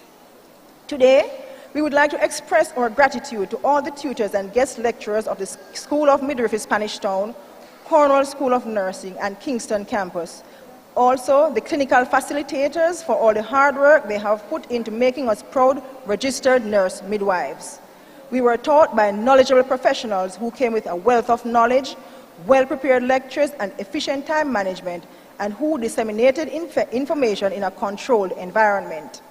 The hospital and other clinical rotations were tailored in such a way that our learning opportunities were maximized. Our tutors always availed themselves, even after class hours, to help with our studies. I personally remember others and myself being online with Mrs. Burrell, Mrs. Frew, Mrs. Hall Anderson. Even after nightfall, this gesture was and is still greatly appreciated. All. According to Henry Ford, quote, "If everyone is moving forward together, then success takes care of itself," end of quote. The evidence of this success is right in front of you, ladies and gentlemen. Post-basic midwifery class of 2022. we have moved forward and success is indeed taking care of itself. We had our end of program exercise in October 2022 to reflect on our journey into midwifery, and my, oh my, was it a wonderful occasion. This is where we knew that we were not just registered nurse midwives, but we also had actresses, singers, dub poets, event planners, and caterers in our midst. This day is still etched in my mind as a lot of wonderful memories were created. We tried to choose one word to describe each tutor. Today, I'm sure everyone will agree with these choices. Mrs. E. Burrell, very genuine. Mrs. Davis Reed, humble. Mrs. J. Lawal, committed. Mrs. Frew, I have two words, authentic and versatile. Mrs. Smalling, intelligent, and one batchmate said, you have to put in, what is not this? Mrs. Hall Anderson, charming. Mrs. Lewis Nalty, caring. Miss Morris, calm. Mrs. Forrester Nugent Mary, inspiring. Mrs. J. Welch, brilliant. I leave you with a poem by Edward Everett Hale, American author and historian. I am only one, but still I am one. I cannot do everything, but still I can do something.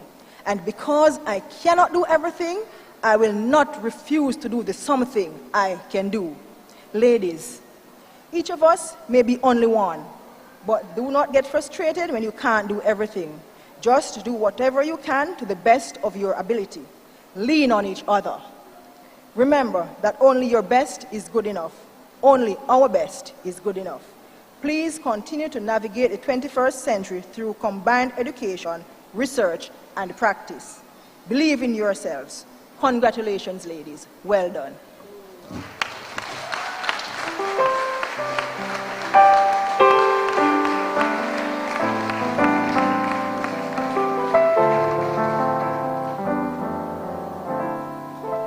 Absolutely great. Well, we are now at vote of thanks. And we're not going to, the people will say we're not going to lay. So we're going to ask Miss Shalita Gordon to come along. Jesus, everybody ready? Thank you, Madam Chairperson. Today, I really enjoyed you. Okay? No other than Dr. Nola Dunn Holness, with all those long letters and, acclamation behind her name. We just want to say a big thank you. And indeed, Madam Speaker, we will always remember some of your solid points today as midwives, okay? To think back on the toils and snares and to reach and keep the vision and passions that we have, to always be lifelong learners, to get involved in, evidence-based practice as, healthcare providers, and using good our resources while maintaining principles. Respect for the profession, take care of ourselves, maintaining good mental health and general health. Keep hanging on, you said. Keep paddling upstream.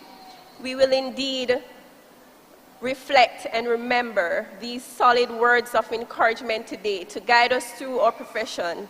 It's not easy, but it's these, encouragements that will keep us going. Thank you so very much, Madam Speaker, for your presentation today. We did enjoy it. God bless. Thank you. Also, we would like to thank Mr. Dunstan Bryan. We want to say thank you to Mr. Dunstan Bryan, bear with me, my eyes. The Permanent Secretary of the Ministry of Health and Wellness, Mr. Dunstan Bryan, we thank you today for taking the time out, as well from your busy schedule to be here with us, to share with us, and for refreshing our minds of the responsibility that we have as midwives to deliver professional services in the areas we serve and giving first-class service as well. We thank you and we appreciate you, sir. Okay, we also want to thank our acting chief nurse, Miss Jillian Mason-Quarry. Okay, thank you for being here with us. We are great. President for the Nurses Association of Jamaica, Miss Patsy Edwards Henry. We thank you for your valuable input, Miss Henry. And we will remember your charge of prioritizing our work and not working hard, but work smart. Thank you very much for these words of encouragement. To our Director of Nursing at KSN, Ms. Danette Williams, faculty and administrative support staff, we say a big thank you for leading and effectively and in an exemplary way throughout the years. You have been a beacon of support and strength to us. We say thank you.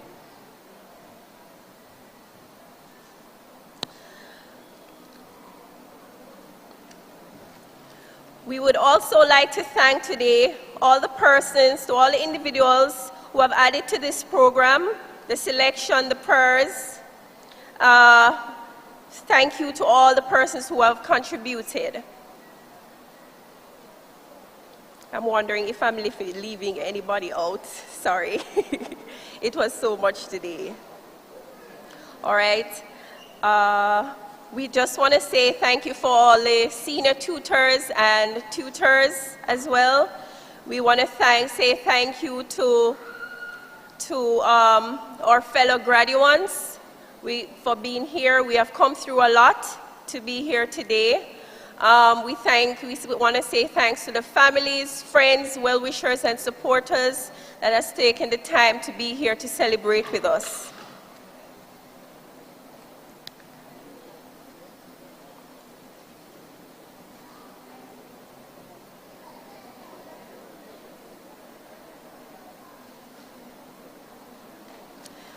We also want to say thanks to our supporters, Florida International University, Dr. Nadine Brown Patterson, and Mistress Juliet Forster Nugent. Thank you to all these sponsors that has supported us. Without them as well, it wouldn't be possible. So a big thank you to everyone. God bless you.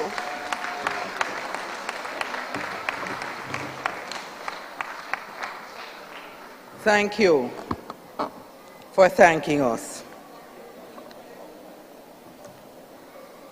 It is one of the hardest ones to do. You know the thank you story? Because somehow you forget somebody. But never mind. Just consider that you were thanked.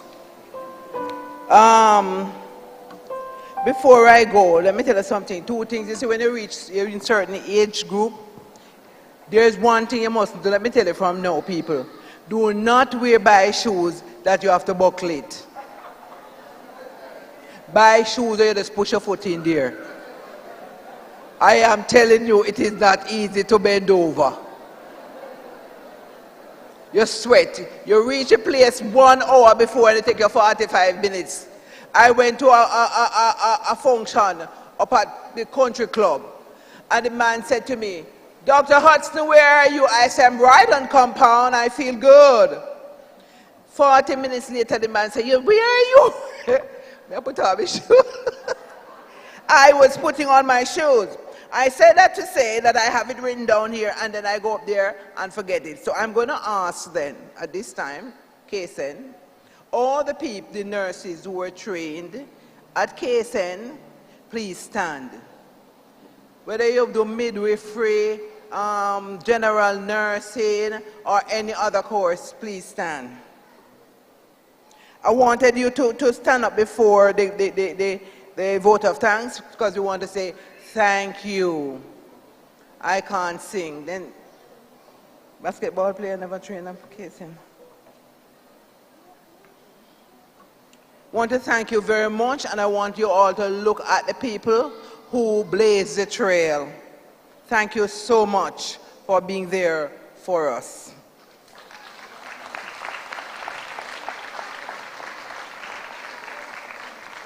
Before we do the national anthem, I just want to say the name Kingston School of Nursing is synonymous with excellence.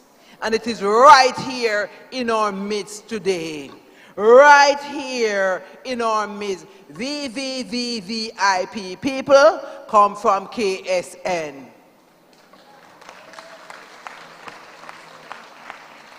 Professionalism and discipline. Its closure signals the end of an iconic institution that has made monumental contributions to healthcare, locally, regionally, and internationally. Its graduates have soared high and broken glass ceilings. This noble institution set and maintained the strong foundation that taught lessons of perseverance and diligence to reach your goals. We salute the Kingston School of Nursing, past and present, faculty, and other workers. I, Gail Rosemary Hudson, born to Hyacinth Ivy Roach and Ethelbert Fitzgerald Hudson, feels privileged. A little girl from Hanover, deep rural Hanover. I feel so privileged and honored to be here today, to have been here, to captain the ship. I want to thank you so much for having me. God bless you and congratulations to all of you who graduated today. And I wish you long life and good health. God bless all of you. Take care.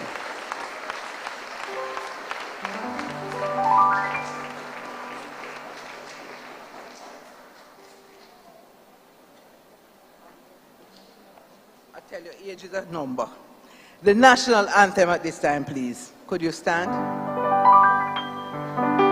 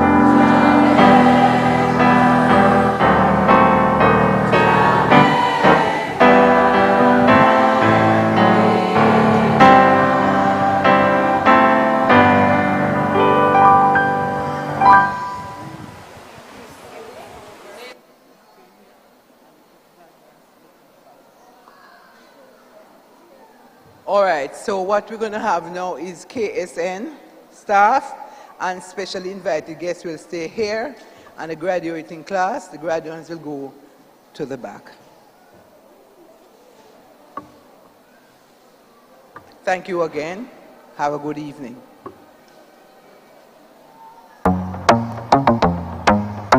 Can't ball in a life, man. Go on with it, go on with it. Yo, easy. Are you kidding me? Toast, yeah. So we are coming here with a force, yeah. Blessings we are reap and we coursing on full. Oh, we not rise and boast. Yeah, we give thanks like we need it the most. We have to give thanks like we really supposed to be thankful. Blessings all for my life and my thank God for the journey, the earnings are just for the plus. Yeah, and gratitude is a must. Yeah, we see blessings fall by my right hand. But I toast for the friends that take off the below. One time did sit down in a class and we poured then only set the road and we go on with the road. Third form, me say me try a thing, and you know it formed out to be a fire thing. Now up on stage with chronic say I sing, yeah, see me all diggy soon give the higher ring like hello proton. Say I had to shot ya, saw your poster, spectacular photo. Keep it burning, yes, that's the motto. If me the butter pass through your shot, you can't ball in a life, man. Me have to thank God for the journey, the earnings are just for the plus. Yeah, and gratitude is a must. Yeah, me see blessings fall by my right hand.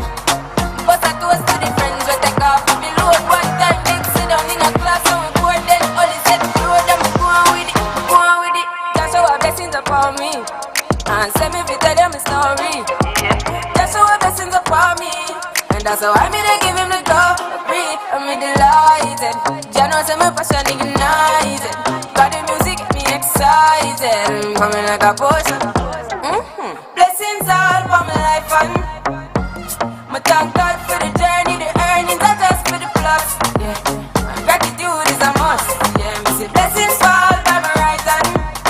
But I toast for the friends we take off the load. One time did sit down in a class and we board then only set the road and we go on with the road. Toast, yeah, yeah. Toast. Oh, we not rise and boast.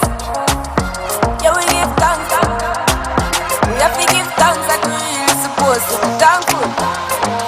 Blessings all for my life and my thank God for the journey, the earnings are just for the plus. Yeah, and gratitude is a must. Yeah, me see blessings fall by my right hand.